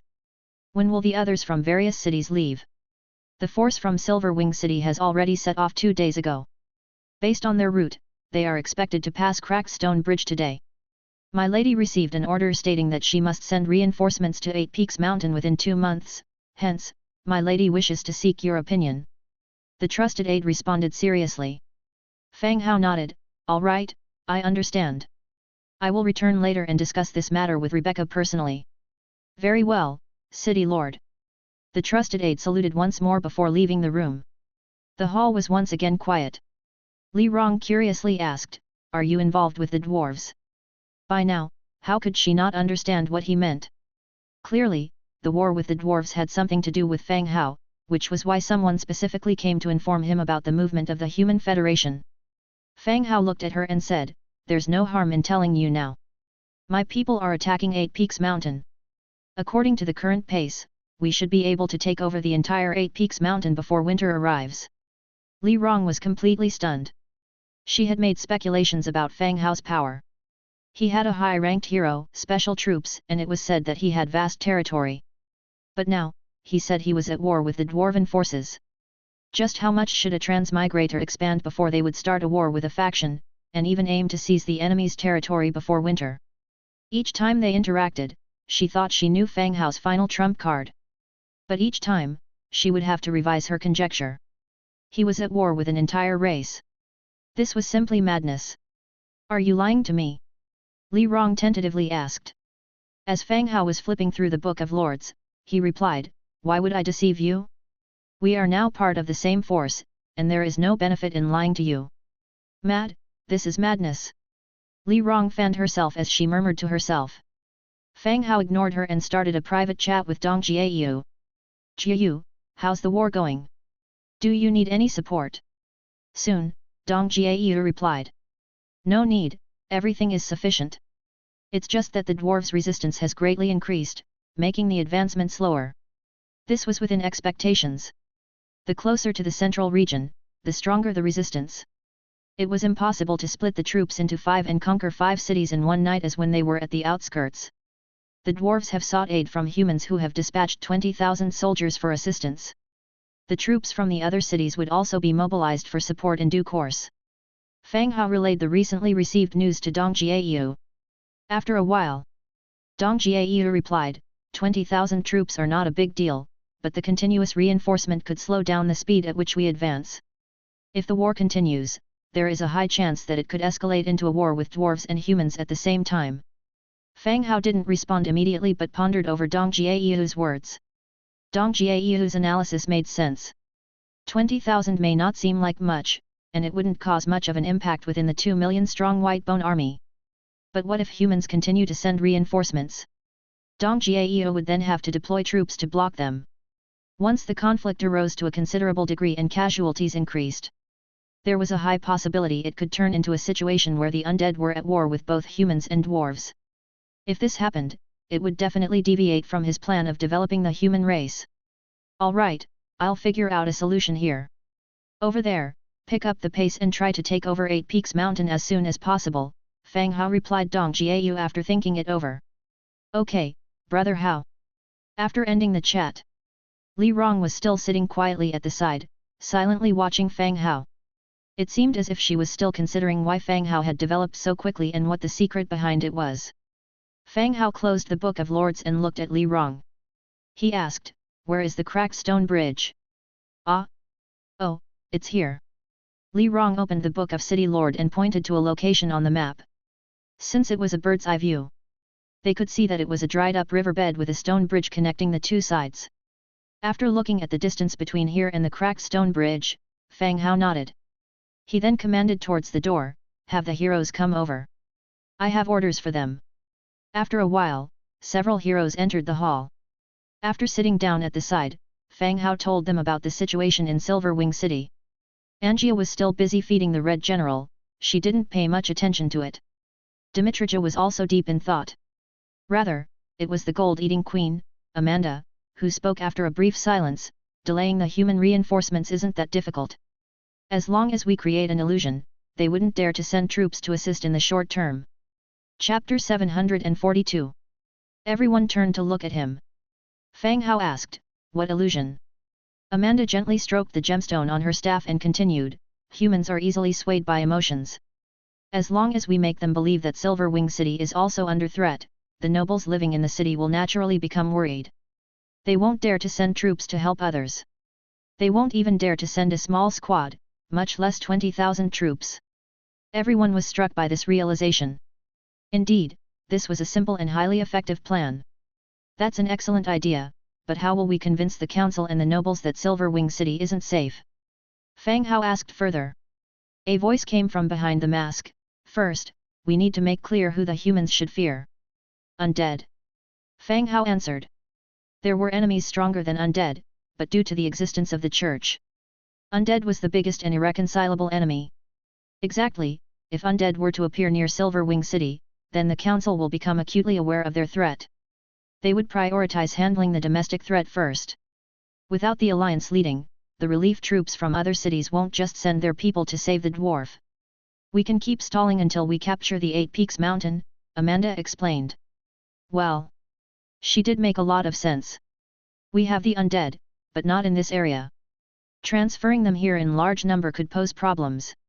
Fang Hao rubbed his chin thoughtfully. Amanda continued, this can be left to me. It's not difficult to deal with. It's merely a feint.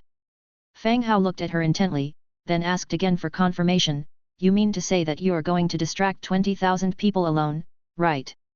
If I use the identity of the undead and make some trouble, it's not that difficult. Will you ensure you won't be in danger?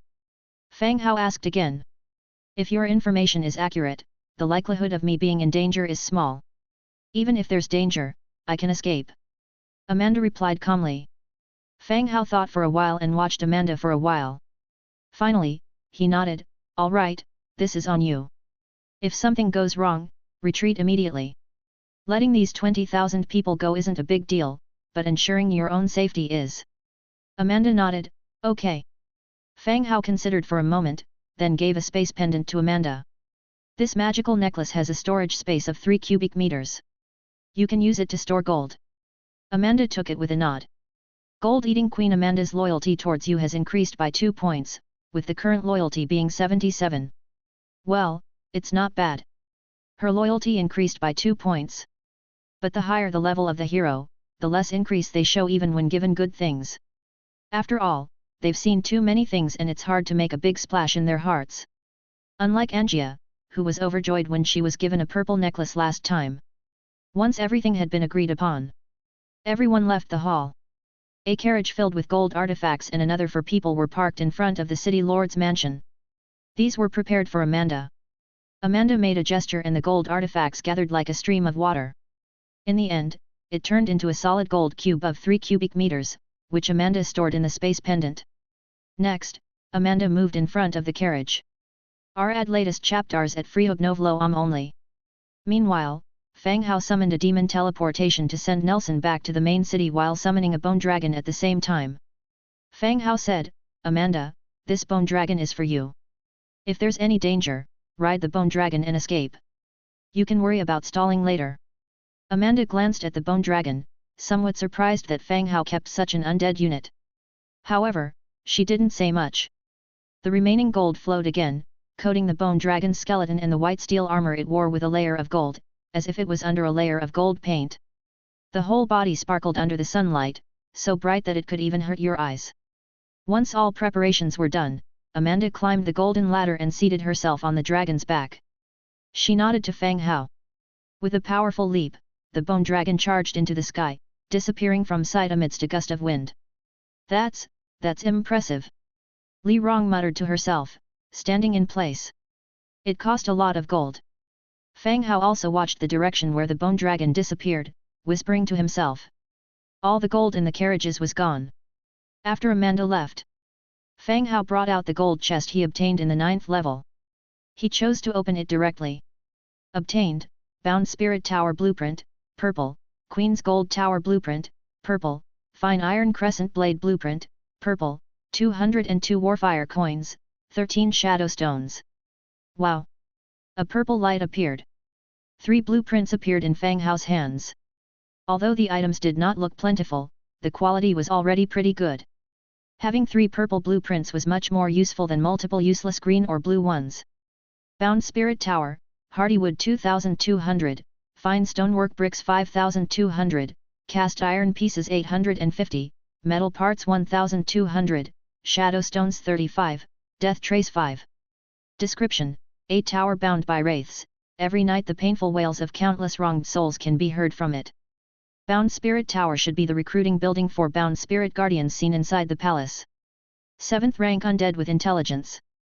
As long as it is built, it will greatly enhance the strength of the undead within the territory. Chapter 743.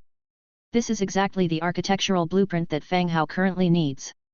Queen's Gold Tower, fine stone bricks 3,000, cast iron blocks 3,500, fine iron 2,500, gold blocks 1,500, metal parts 850, mithril 320, traces of prayer 12, perfect essence 5. Description: an ancient tower made of pure gold, representing the Queen's decree, a spectacle built over endless years. Ah, this! Fang Hao was very curious. Just how tall was this gold tower? The materials required were so many, and its functions hadn't even been introduced yet. The appearance of mithril and traces of prayer indicated that it might be a functional building. Like a statue, a building that amplified certain aspects. But back then, the statue didn't consume this many materials. Unable to figure it out, he set it aside. Next was the last blueprint. The purple weapon blueprint. Fine iron crescent blade, cast iron blocks 5, fine iron 5, thick leather 1. Description: a knife developed based on a special type of soldier, shaped like a crescent moon. Fang Hao also had some impression of this crescent blade. In the underground palace, the weapons of the bound spirit guardians were similarly crescent-shaped, somewhat similar to the curved knife used by the Mongols in TV dramas. It was just right, the blueprints for the single-handed knife he had in his hand had always been of low quality. Now the quality of the single-handed knife has been improved.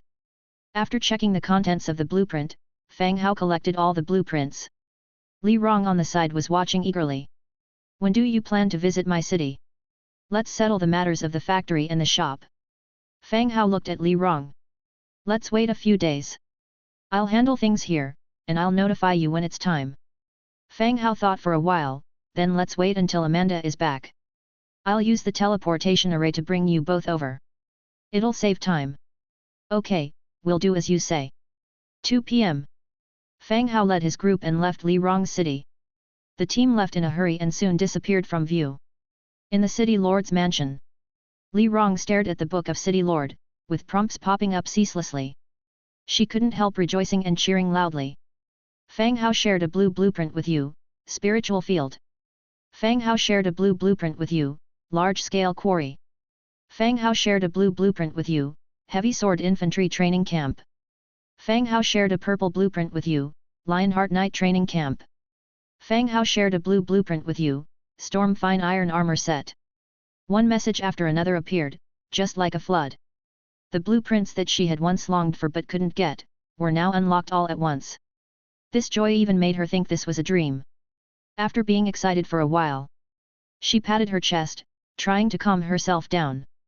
Good thing I agreed, or I would have let this fat sheep slip away. Back then, she almost declined Fang Hao's invitation. The moon shone brightly, the stars were scarce. A team of 20,000 people set off from Silverwing City. Holding torches, they were still on their way. An attendant of the Hall of Justice hurriedly approached the carriage. In a low voice, he said, "Saint, we're about to reach the cracked stone bridge." The cracked stone bridge. The dried river bed was more than 10 meters wide, and about 4 meters high. A stone bridge connected the two banks, and in the center of the bridge was a huge crack. Therefore, people passing by named it the cracked stone bridge. Saint Suhaid was sitting in the carriage, asking quietly, "When did the commander say we're setting up camp?" "He said we'd camp in a village past the cracked stone bridge." "All right, I got it." In this operation, a commander from the Hall of Justice was in charge. Suhaid and 3 other saints carried 5,000 of church personnel with them. Although this operation was dangerous, it was also a good opportunity to gain military achievements. A saint with no military achievements would find it hard to gain an advantage in future competitions. Step, step, step. The army continued to move forward. The road under their feet began to transform into rock, producing clamor with each step. Just then, a sudden outcry came from the front of the formation. "What's that?" There's an enemy, prepare to fight. The shouts startled everyone. They were still within human territory, near Silver Wing City. Who dared to attack the army of the Hall of Justice and the Church? Suhaid lifted the curtain of the carriage. He saw under the night sky, strands of gold liquid, like winding golden snakes, flowing towards the troops up front. These golden fine snakes crawled onto the bodies of the soldiers. They wrapped around their heads. The next second, the golden liquid became a series of heavy golden metal spheres. Dang, dang, dang. One after another, soldiers fell to the ground due to the heaviness in their heads. They stopped struggling. What is this thing? Everyone fell into panic. Being covered by a metal sphere, they were suffocating. Chapter 744. Clang. Clang. Clang. One after another, soldiers' heads were covered by heavy gold blocks. In their frantic struggle, some fell to the ground, never to rise again. From the chaotic swings of their weapons, one could see the soldiers' terror and desperation. Even as their heads were engulfed, the outside world heard no cries for help. The sudden crisis threw the 20,000-strong force into chaos. The soldiers scattered, trying to avoid the gold liquid that was impossible to attack. But even so, men kept falling one after another. Wah, what is that thing? Who dares attack Silver Wing City's army? Suhaid's voice shook with panic. All along, the status of the Church's saint had given him power and status. Other transmigrators worried whether they could survive the next day. But his life was better and more rewarding than ever before in the modern world. With great power, a single decree deemed God's will could render life or death for many. He had always seen himself as the protagonist in this grandeur. Others were simply supporting characters in his ascension to power. Yet, witnessing the relentless deaths done in such a way and being utterly helpless, he was in a panic. Death was so much closer than he thought. Saint, get down quickly, the carriage is too conspicuous. An attendant from the temple quickly reminded him. Right, right. Suhaid quickly got off the carriage in a panic. His feet stumbled, almost causing him to trip. With the assistance of the attendant, he retreated further. Only then did Suhaid ask, who attacked the army, was it a mage? This type of attack was closer to a mage's ability. It's unclear, the attendant replied, the general is probably preparing a counterattack. Whoosh! Whoosh! Whoosh! As soon as the attendant finished speaking, numerous signal flares shot up from the rear. The entire cracked stone bridge lit up instantly. All eyes then followed to the opposite side of the bridge, where a golden armored woman and a bone dragon, its body and head covered in gold, stood. The only reason it was assumed to be a woman, was due to the height and the protrusion from the chest area. It's the undead, retreat. Archers, ready up, fire. Whoosh! Whoosh! Whoosh! The disarrayed army began to act under the command. The infantry began to retreat, no longer tangled with the flow of gold. A barrage of arrows rained down on the woman on the opposite side of the bridge. Clang! Clang! Clang! The bone dragon coiled around the golden armored woman. The arrows ricocheted off the bone dragon's golden armor, making a host of ding-ding sounds. The golden armored woman didn't evade, just stood in the center of the dragon's coil, coldly observing the troops on the other side of the bridge. Both sides held their gaze. Priests, bestow blessings, night order prepare. An authoritative command echoed. The soldiers of the Church's faction sprung into action. The hulking knights of the Church, clad in heavy armor and wielding judgment longswords, stepped forward boldly. The priests behind them began their incantations, rays of holy light blessing the knights. Brilliant circles of light formed under their feet. The knights of the Church wielded the power of light which naturally countered the undead forces. Charge! Roar! Roar! Roar! The knights launched forward in a grand charge. On the other side of the cracked stone bridge, the bone dragon lumbered, its massive form shielding the golden armored woman. Its enormous head was aimed at the bridge, as it opened its jaw to unleash a column of dark light. A destructive beam of dark energy engulfed several men on the bridge. After barely struggling for a few seconds, they were reduced to skeletons, their flesh stripped away. The scene in front of them did not halt the stride of the night order. With angry cries and curses against the dark creatures, they continued to charge ahead. Arrows and magic rained down on the opposite side. And the knights, bestowed with various energy enhancements, were closing in quickly. The golden armored woman gently patted the neck of the bone dragon. The bone dragon unhinged its body and knelt on the ground. The woman mounted the dragon, and before the knights could cross the stone bridge, the dragon was already in the sky. The enormous dragon, covered in golden armor, circled once and then swooped down, preparing to unleash its dragon breath. The humans below frantically scattered, their formations no longer arrays of tight lines. Arrows from below were aimed at the bone dragon, the priest's holy incantations constantly shone above the dragon's head. The holy incantation of the church was potent against the undead. A 10th tier bone dragon could not be easily killed. However, its body began to erode at a visible pace. The downward plunge was curbed, the flow of its death breath missed its intended target. It only managed to destroy the supply carriages and a number of soldiers. Seeing that the ranged weapons behind were ready, and the church's priests and knights were also preparing for battle, the airborne Amanda ceased any further entanglement. She softly patted the bone dragon's neck to circle in the air and spoke in a cold voice to those below, "Tell your archbishop, I will level Silverwing City with my army, turn all of you into my slaves, serving me tirelessly for eternity." Having said that, she didn't wait for any reaction from the group below, and rode the bone dragon into the night sky. It was along as if waiting. There were still no signs of an incoming enemy attack. Thud. Thud. Thud. Chapter 745. One by one, riders broke away from the ranks, hitting their horses hard and rushing towards Silverwing City.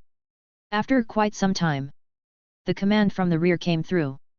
All troops retreat, return to the nearby village for rest and reorganization. The army began to clean up the battlefield, and then started to retreat. This time, no one dared to ride in the wagons, everyone marched on foot with the army. And everyone knew this plan to aid the dwarves might be going down the drain this time. With undead attacking near Silverwing City, who has the energy to worry about others? Besides, according to the lady in golden armor, they are about to attack Silverwing City. Once this news gets back to the city, it will probably scare some of those noble lords into peeing their pants. They will then demand the army to protect the safety of Silverwing City first. The next morning, they did not specifically inquire about the news. While Rebecca and Olivia, two close friends, were bidding each other farewell, they heard some information from Olivia's instructions. The army that set off last night was attacked by the undead. They were advised to be extra careful on the road, to follow the main roads patrolled by forces as much as possible, and not to take shortcuts, etc. One could tell from Olivia's tone how much importance she attached to the undead.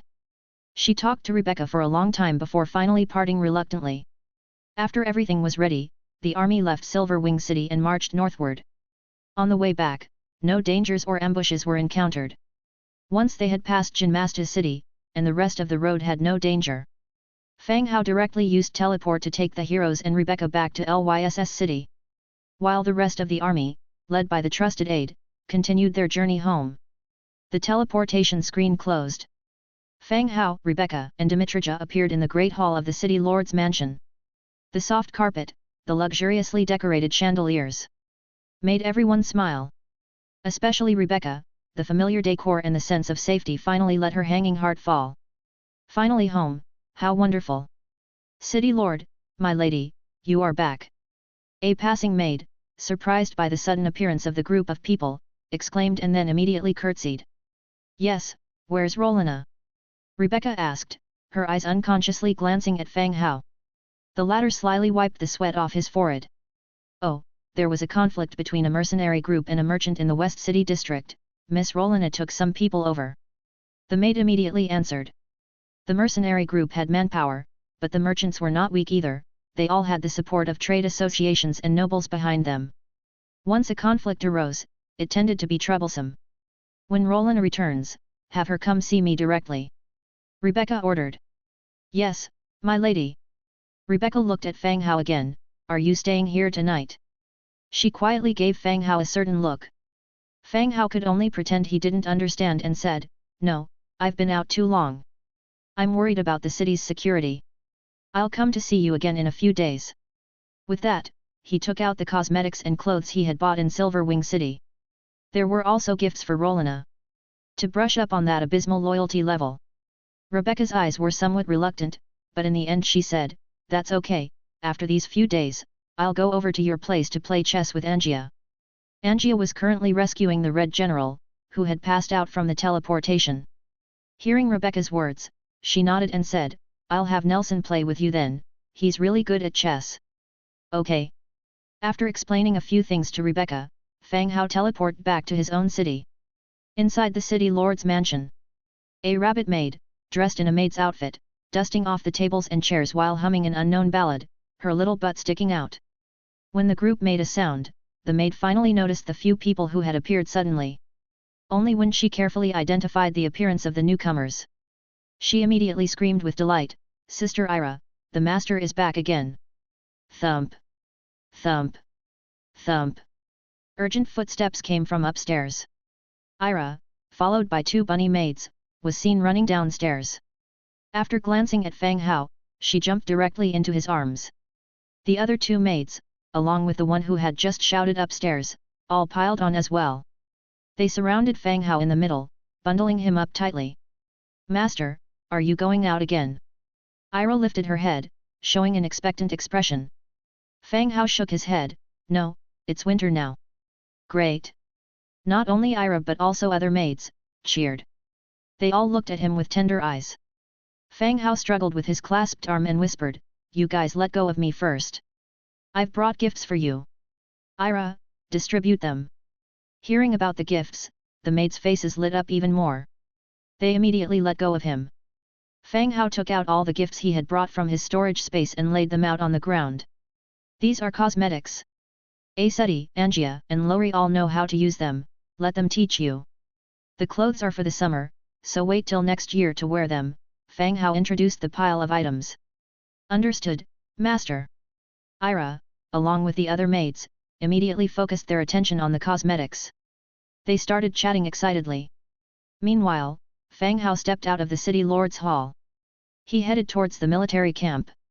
Along the way, the servant girls and the earth spirit's daughter greeted him. He responded to each with a smile. Returning from a trip, he felt rather popular. He arrived at the central square. In the center of the square was a flower bed, where the maids had planted many bright flowers, all transplanted from the wilderness, none of them particularly rare. They were all turning yellow and withering now. On one side of the square was the Pantheon, which housed many statues of gods. On the other side was the hero's altar, used to resurrect heroes, although it hadn't been used yet. As he passed by the square, Fang Hao stopped in his tracks. He opened the Book of Lords and turned to the blueprint of the Queen's Gold Tower. This time, he had obtained two blueprints from the underground palace. The Embound Spirit Tower was clearly a barracks and should be built in the military area, while the Queen's Gold Tower seemed more suitable to be built here. Queen's Gold Tower, 3,000 fine stone bricks, 3,500 cast iron blocks, 2,500 fine iron, 1,500 gold blocks, 850 metal parts, 320 mithril, 12 traces of prayer, 5 perfect essence. He chose an empty spot next to the Pantheon. And then decided to build it. Violet light flickered for a while. Only then was the entire gold tower completed. A base of fine stone bricks that was taller than a person, topped by a rising golden tower. At the pinnacle of the tower was a statue of a queen, holding a scepter in one hand and a book in the other. The entire tower was sparkling gold, and somewhat dazzling under the sunlight. The Queen's Gold Tower. Category: Wonder Building.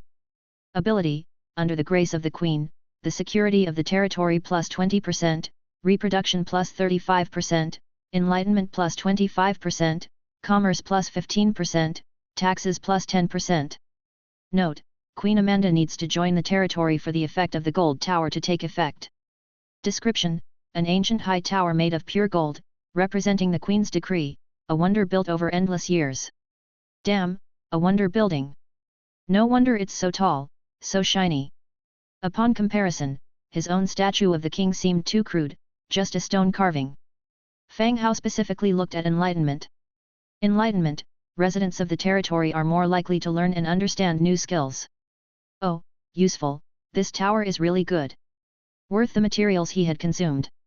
Interestingly, the statue of Amanda doesn't add any undead attributes, it rather resembles a human king's statue.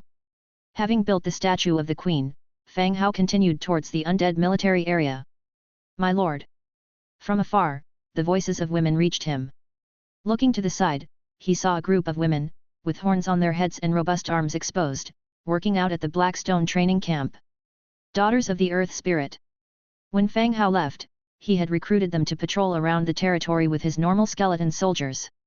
Now, each of them, with muscles all over their bodies, looked somewhat fierce, like fitness instructors. There were also some bunny girls training alongside the Daughters of the Earth Spirit.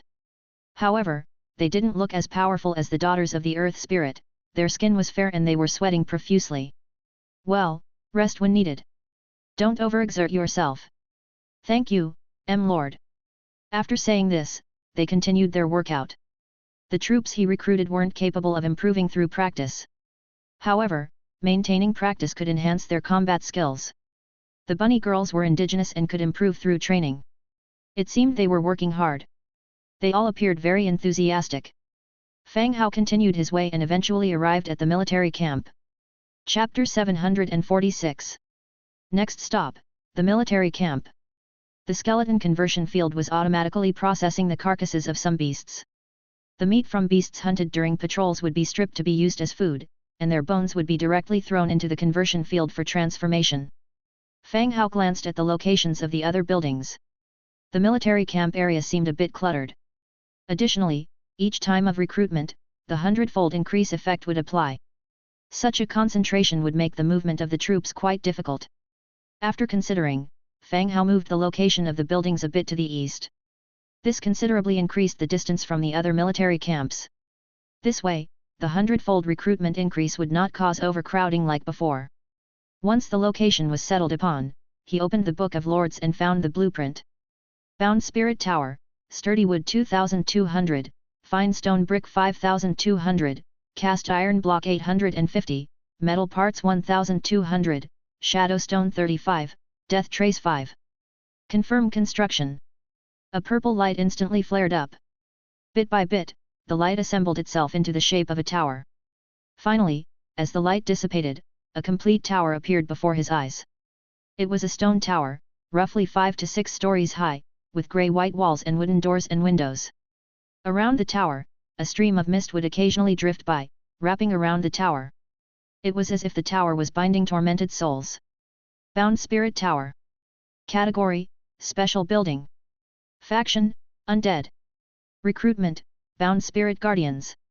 Bound Spirit Guardians, Wriggling Spine 7, Death Trace 4, Star Silver 2. Description: A tower bound by tormented spirits. When midnight falls, one can hear the painful wails of countless disgruntled souls. Just as he expected, the Bound Spirit Guardians had emerged.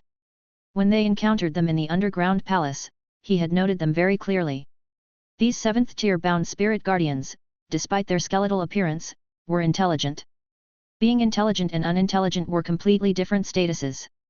Unintelligent skeleton soldiers could only execute simple commands, but having intelligence meant they would possess judgment.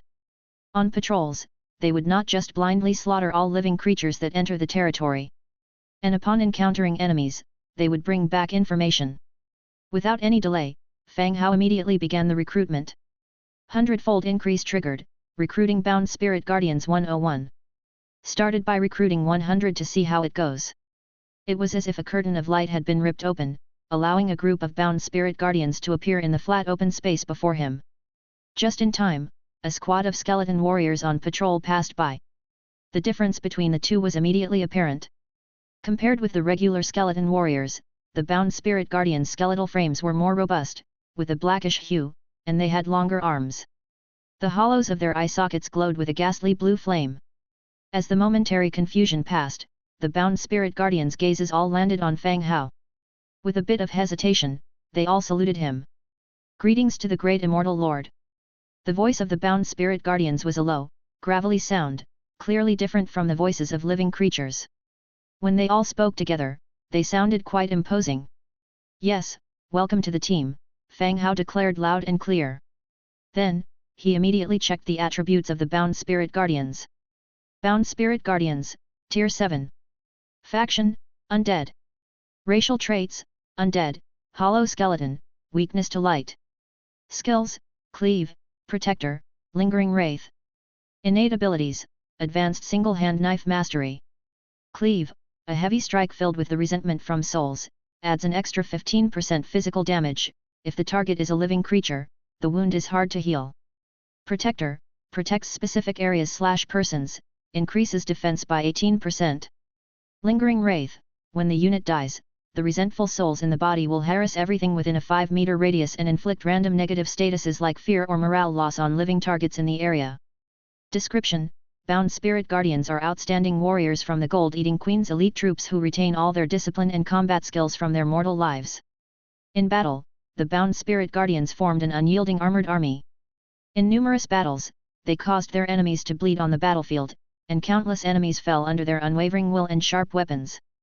The attributes of the Bound Spirit Guardians were quite good, albeit not outstandingly so. Among the skills, aside from Cleave being an attacking skill, Protector seemed to lean more towards defense, or a bodyguard-type troop unit. It could protect an area or person and offered an 18% defense boost. This made sense upon thinking. Bound Spirit Guardians were originally Tomb Guardians in the Underground Palace. The last skill, named Lingering Wraith, induced negative statuses on targets within a 5-meter range upon death. This skill had not been observed at the Underground Palace. Whether it's useful or not still required future validation, as they had always killed their enemies from a distance back in the palace. Fang Hao looked at the scantily dressed Bound Spirit Guardians, and began to make gear for them. He found the blueprint for the Storm Fine Iron set and started manufacturing it. Currently, the best set at his disposal was the Temple Guardians set, only the fine iron required for it did not suit mass production. Whereas only the chest piece of the Storm Fine Iron set needed 2 pieces of fine iron, the rest of the parts just utilized regular materials. It consumed less material. A large number of sets appeared out of thin air, scattered all over the ground. 1 set per person, Fang Hao instructed. The Bound Spirit Guardians started to move, picking up the gear from the ground and putting it on themselves. Fang Hao then found the fine iron crescent blade. Chapter 747. Fine iron crescent blade, cast iron block 5, fine iron 3, thick leather 1. Production quantity 1. Hundredfold amplification triggered, acquired fine iron crescent blades X101. The crescent blades appeared, without needing Fang Hao's command. The Bound Spirit Guardians all once again picked up the crescent blades, hanging them on their waists. All right, you all go find Commander Dimitrija, he will assign you relevant tasks. Also, I will build living quarters for you all. You can rest there when you have no tasks, Fang Hao said. Thank you, Lord, all the Bound Spirit Guardians said as they saluted. At the same time, the loyalty of all Bound Spirit Guardians increased by 5 to 8 points. This was same as the previously recruited skeleton tailors and goldsmiths. After obtaining a soul, they became more akin to living creature soldiers. Having loyalty means you need to consider more things comprehensively. If one cannot maintain high loyalty, they'd be less useful than regular undead warriors who have no wisdom. But it's all about how you view the matter. It's also crucial to not let loyalty drop too low, otherwise, it may result in defections, shirking of duties, or even backstabbing. The Bound Spirit Guardians all left together, and Fang Hao also went to the undead living quarters. There, a building group composed of tailors and blacksmiths had been constructed. He selected a vacant plot of land, built a few rows of residential buildings, and directly upgraded them to level 9. By the time he returned to the Lord's mansion, Ira had already prepared dinner. The feast was grand, covering the entire long table. The number of people dining together that evening was also quite a lot. It was sort of a welcome dinner after his return. In addition to Fang Hao, Ira, and Angia, there were Dimitrija, Aseti, Lori, and the newly joined young mom, Huei.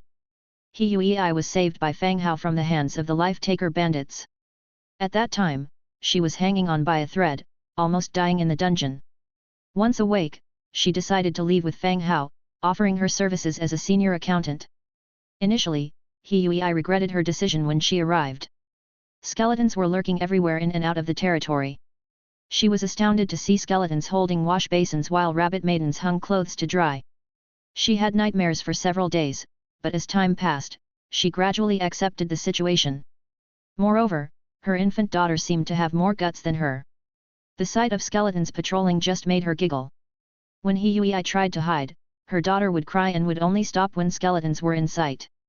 Gradually, her fears subsided. Usually, she would command the skeletons to do chores like fetching water or disposing of garbage. Gradually she became like the rabbit maids, with the skeleton following her around. After dinner was over, Fang Hao called all the heroes together for a brief meeting. During his absence, while the heroes like Meat Fist were assisting Jiu, the lord of the city stayed in Blackthorn. Blackthorn's ranking was not very high, but his attributes were beneficial for defending cities.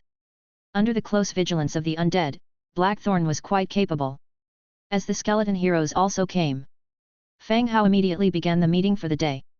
The defense of the main city will be Commander Dimitrich's responsibility, with Blackthorn assisting. Increase the number of patrol teams around, especially don't neglect air surveillance. This was to guard against the probing of Silverwing City. According to Tavek's report, the council had started paying attention to this area, and they'd likely send people to scout. Hiding without being noticed was virtually impossible. But making it hard for the enemy to obtain core intelligence was quite difficult. Having millions of troops stationed here, letting them in would be an extreme embarrassment. Yes, sir, I would also like to have an increase in the number of bound spirit guardians, to better defend the city, Dimitrija said. Okay, tell me the number later, and I will recruit accordingly. Yes, my lord. Fang Hao's gaze then landed on Aseti and Angia, and he continued, Aseti, Angia, I want you to find some time to train the maids in the territory. Teach them riding and combat skills to improve their physical fitness. Roger, my lord. All right, I can teach them some secret techniques that I've researched recently. Angia seemed quite willing. With the Blackstone training ground, they could increase the training experience of the orcs by 10%. Now that they were back, it was a good time for Aseti and Angia to teach the rabbit maidens. They were so soft and frail that they didn't have the ability to resist when they encountered danger. After giving the heroes their tasks, finally, his gaze landed on Huei. After being taken care of for a while, Huei's condition significantly improved. Her skin was fair and clean, and her hair wasn't as lifeless as before. Dressed in linen clothes, holding her child in her arms. Huei, how many people are learning accounting from you currently? Fang Hao asked. Huei didn't expect to be asked suddenly. 5, 3 rabbit girls, and 2 fox girls. How's their progress? Ah, they have to start from basic arithmetic, and they are still learning. Huei hesitated, but eventually answered. This reminded Fang Hao.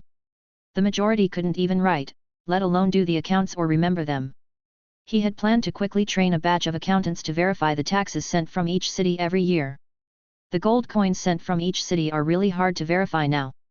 The orcs and trolls, in particular, sent money without any account books. Chapter 748.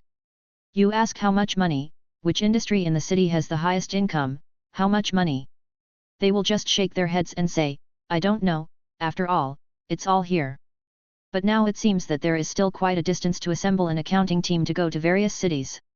Fang Hao thought for a moment and said, all right, I got it. I'll think of a way, recruit a group of people to learn uniformly from you. By the way, are these 5 people quick learners? Huei opened her mouth, paused briefly, and then said, they are all very intelligent, just started learning late, so they need to take their time. She wanted to say that the fox women learned faster, but Ira was present, so she swallowed her words. Well, that's good then. Fang Hao nodded, feeling as if there was nothing else to discuss, so he said to everyone, I'm done here, everyone can go rest, we'll resume work tomorrow. Everyone stood up, yes, sir. Then they all turned around and left. Everyone was gone. Fang Hao soaked in the hot spring, letting out a moan of comfort.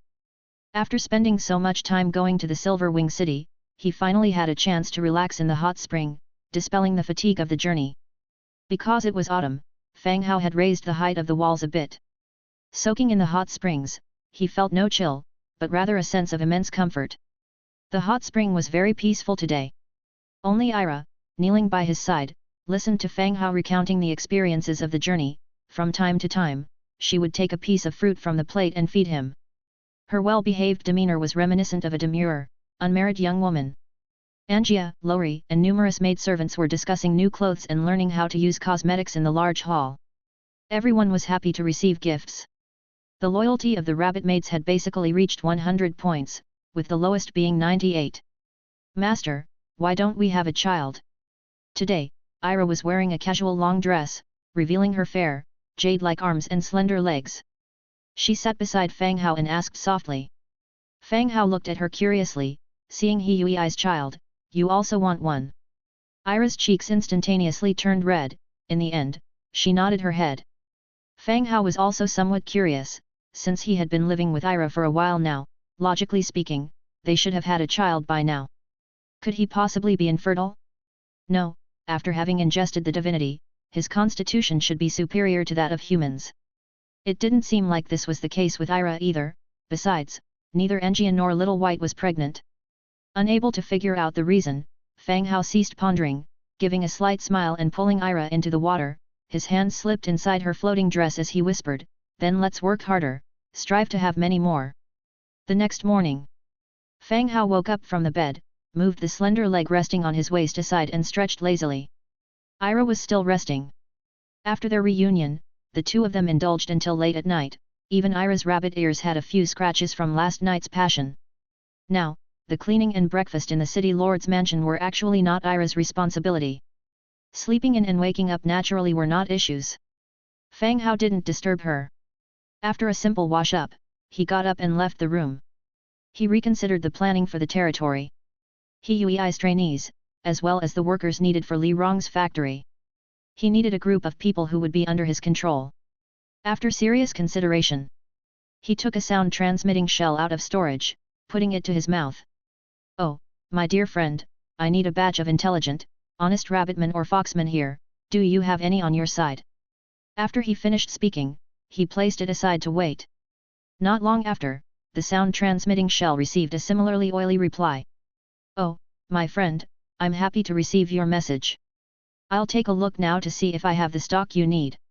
Chapter 749. On the other end of the sound-transmitting shell was the orc slave trader with whom Fang Hao had not communicated for a long time. The rabbit and fox maids who now cleaned the territory had all originally been purchased from the slave trader. Later, as the territory developed rapidly, it was no longer lacking in manpower. As a result, no more slaves were bought from the slave trader. This time, however, he planned to purchase some more members of the Rabbit clan and Fox clan as employees for the factory Li Rong was building and to select some intelligent ones to learn accounting from Hui. The reason why he still wanted to buy rabbits and foxes was not just because these two races were gentle and intelligent.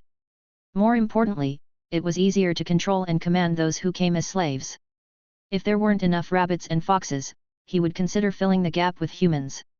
However, if he chose humans, he would have to take into account the surveillance of Silverwing City. After waiting for a while, the voice of the slave trader came from the sound-transmitting shell again. "Dear human friend, I just checked the slaves we recently captured. There are more than 20 women from the Rabbit clan and Fox clan. If you want to change things up a bit, we also have some good Rabbit clan men here that we can sell to you at a discount. We're old friends already, so of course, I won't charge you more." The slave trader's tone was as greasy as ever. He was trying to mimic the tone and expression of a human merchant, from an orc's perspective. Fang Hao felt a bit disappointed after listening to him. Only just over 20 people, this was far from enough according to his plan. After thinking for a moment, he decided to ask about the price. "What is the price? Winter is coming and there are no shortage of refugees. If the price is right, I can consider your business," Fang Hao said into the sound-transmitting shell. After a pause, the slave trader said, "Of course, I have never overcharged you. Women for 8 warfire coins each, men for 5 each. How about it? This is really a fair price." Fang Hao thought for a moment, then stopped a passing rabbit maid. He gently asked her, "How much did I pay to buy you?" The rabbit maid was stunned. She thought about it and said, "Master, you paid 10 warfire coins to buy me. I remember clearly that you took out a bag of gold coins and bought all 42 of us. That time was the most he had ever bought at once." All of a sudden, the gloomy city was filled with life. "Ah, right, I remember now," Fang Hao snapped his fingers, recalling the event. The maid smiled and left to do her work since Fang Hao didn't need anything else. It was clear that the maids were all in a good mood today. Although their makeup skills were still not expert, they were all happy. In their freshly sent clothing, they hopped and pranced around. Fang Hao planned to negotiate a further reduction in price. Picking up the sound-transmitting shell, he said, "Previously, you would kill off the rabbit men or use them as laborers. Selling them to me now for 5 warfire coins, you're still making a profit. I want a fairer price, and we can continue collaborating afterwards. There was a brief silence on the other end, followed by a tone of reluctance, then women for 7 coins, and men for 4 coins. We're friends, after all. Jesus, he only lowered the price by 1 coin after all. Of course, Fang Hao didn't plan to haggle with him any further. He said straightforwardly, fine, I'll take them all. But I need more slaves, both males and females. Do you have any other sources? The reply came quickly this time, really? Well, then, how many people do you need? Around 600 people, more is okay too. Fang Hao answered. Oh my gosh, esteemed friend, please wait, I must inform our clan leader right away. Okay, I'm waiting for the good news. After ending the conversation, the sound-transmitting shell fell silent. The slave trader probably went to inform the clan leader of the news. In the orc community, only those with significant influence could travel around capturing slaves. Otherwise, they would have been wiped out long ago. There was no news from the other end. Upstairs, however, faint footsteps could be heard. Ira, dressed in her nightgown, was slowly coming down the stairs, rubbing her eyes. Seeing Fang Hao sitting downstairs, her sleepy face immediately broke into a bright smile. She walked down the stairs to his side and sat directly in his lap. She softly said, "How did you get up so early? I didn't even notice." Ira was more daring now than before. Previously, she would never have been so intimate in front of the maids. "You were sleeping so soundly, I didn't want to wake you." Then he whispered in her ear, "You were a little crazy last night, so it's normal to be tired." Ira's face immediately turned red. She glanced nervously at the maid standing nearby. Seeing that the maid hadn't noticed, her voice was soft and muffled as she said, "Did you like it, master?" "I like it." Hee. Ira joyfully smiled, gave him a kiss on his cheek, then got up and left. Not long after Ira left, breakfast was brought out, and Ira went upstairs to wake up a still drowsing Angia. Angia's eyes were half closed, and she looked like she was sleepwalking. The Red General stood on her shoulder, standing straight and tall. Ira led her downstairs. After a simple breakfast, the sound-transmitting shell that was left aside again gave out a signal. Fang Hao picked it up and put it to his ear. An unfamiliar voice speaking in orc language said, "Are you sure you have enough money to buy more than 600 slaves?" Chapter 750. Without guessing, this must be the clan leader the slaver mentioned. An orc clan that survives by selling slaves. The leader must be a ruthless orc as well. "Money isn't an issue, can you manage to gather so many people?" Fang Hao immediately responded. "I have 2 tribes of rabbits and foxes, who are having a hard time getting through the winter. They're looking for a master to take them in. Besides them, I can also get the Deerman tribe, but the price will be slightly higher, are you interested?" The orc clan leader continued to ask. It seemed that the other party had a lot of resources at hand. "Are the Deerman intelligent?" "Yes, they're smart, and they also meet the aesthetic standards of your human clan." "I feel that you should be interested," the orc confidently said. Was there some misunderstanding in his words? "All right, how much?" Fang Hao continued to ask. "A female Deerman costs 15 warfire coins, a male 8 warfire coins, an elderly and children 2 warfire coins."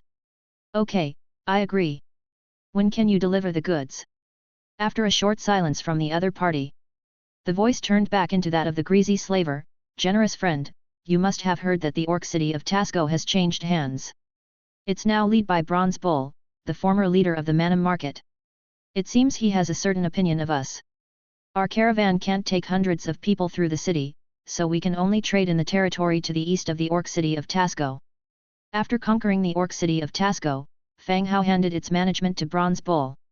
Friendly persuasion was carried out towards the neighboring orc tribes. No one dared to arbitrarily plunder and start wars anymore. At the same time, a patrol unit was set up at the border, making it difficult for a large amount of people and horses to cross the border of the orc city of Tasco. If discovered, they would be attacked. Fang Hao thought for a moment and said, "I know Bronze Bull. I will inform him about this trade in advance. You can bring the slaves directly to the orc city of Tasco, you won't be attacked." "Really? Will that work?" Bronze Bull is a very strict city lord, the slave merchant sought confirmation again. "Yes, you can try it yourself at the border. If they let you through, you can come in. By the way, When can you reach Tasco? The slaver responded, at least 3 days. I will notify you using the sound transmitting shell. Oh, our clan leader also mentions that he hopes to exchange the trade money for weapons produced by your human clan. Weapons? Fang Hao's eyebrows raised, what a good deal. You're too thoughtful. What kind of weapons do you want? Fang Hao asked. Preferably of green quality, weapons, swords, armors are all acceptable. They can be used to offset the required warfire coins. Understood, I await your good news. After setting up a time, the conversation ended. Outside the Lord's mansion, Angia stood with her hands on her hips, the Red General perched on her shoulder. Looking like a great general, she watched the bevy of rabbit girls and fox girls below with a solemn gaze. Once everyone was assembled, she shouted, "Quiet down, no more chatting." After the maids quieted down, she continued, "Fang Hao said that you are too weak. Starting from today, Aseti and I will train you, making you as brave and healthy as me, unafraid of enemies." Chirp! The Red General flapped its wings and followed with a cry. The maids below, looking at each other before their eyes all turned to Ira, who was among them. "Listen to Angia," Ira said softly. A training ground was built in black stone. With Fang Hao providing potions and starting their training, the maids' levels somehow still increased very slowly. It seemed that this time it was going to become serious, with Angia and Aseti starting to train them. Angia was approachable and they weren't afraid of her. But Aseti has always been reserved, which scared them a bit. As no one answered, Angia continued, "All right, now follow me and we'll run around the Blackstone training ground. Red General, you stay at the back. If anyone slacks off, cry out once and I'll smack their bottoms." Chirp!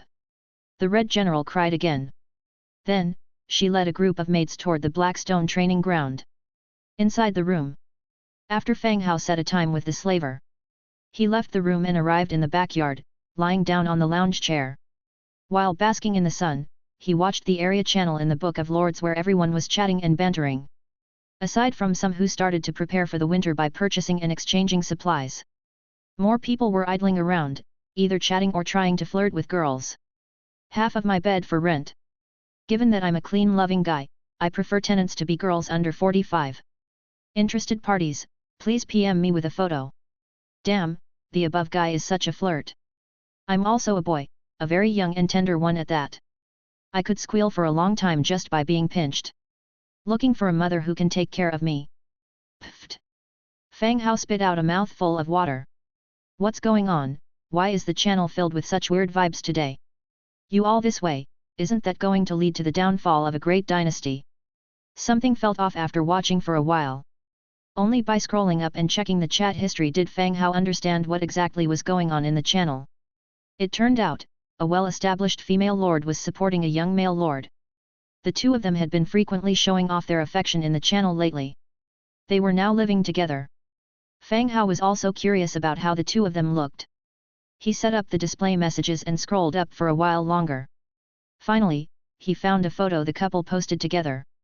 The woman looked around 40, but with an excellent aura, resembling a beautiful ant.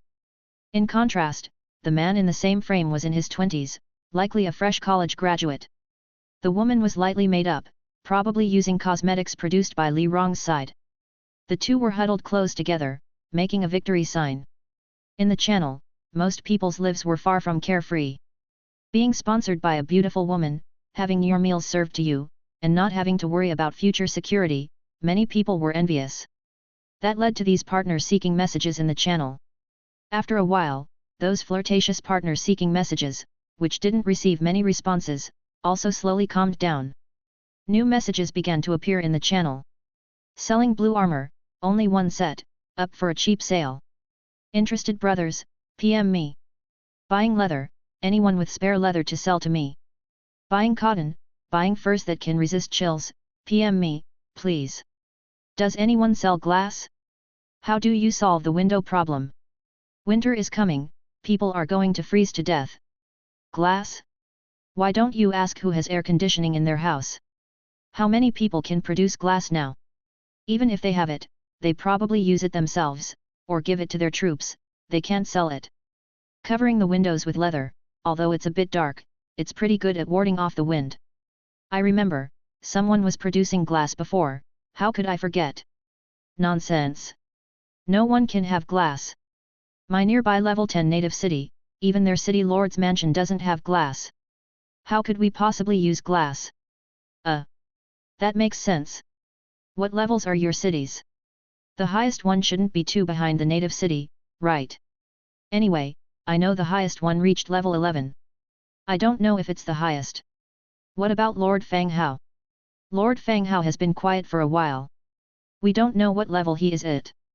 Having gotten past the early phase, it seems Lord Fang Hao doesn't have much of an advantage anymore. Perhaps his territory isn't the highest level now. It's possible. Everyone started to discuss it back and forth. Fang Hao was watching the conversation in the channel and had no intention of commenting. But he was a bit surprised at the speed of other people's development. He immediately opened the Book of Lords to check his territory level. Level 10 Lord's Stone Castle. He was still at level 10, and someone had already risen to level 11. This was just the publicly known information. There was no telling how many others hadn't publicized their levels. The first transmigrator to complete a level 5 upgrade would receive a special reward from the system. He couldn't let others snatch this reward away. Once decided, Fang Hao sat upright from his reclining chair. After stretching lazily, he walked directly out of the Lord's mansion to the front door. Level 10 Lord's Stone Castle. Upgrade requirements: 30,000 sturdy wood, 20,000 stone bricks, 7,500 fine stone bricks, 1,200 limestone floor, 2,500 iron, 1,200 cast iron blocks, 1,200 metal parts, 5,000 tiles. In fact, Fang Hao had gathered enough materials long ago. He just hadn't had time to upgrade. As there was no one in the Lord's mansion, he chose to upgrade directly. Light enveloped the stone castle. Little by little, it expanded.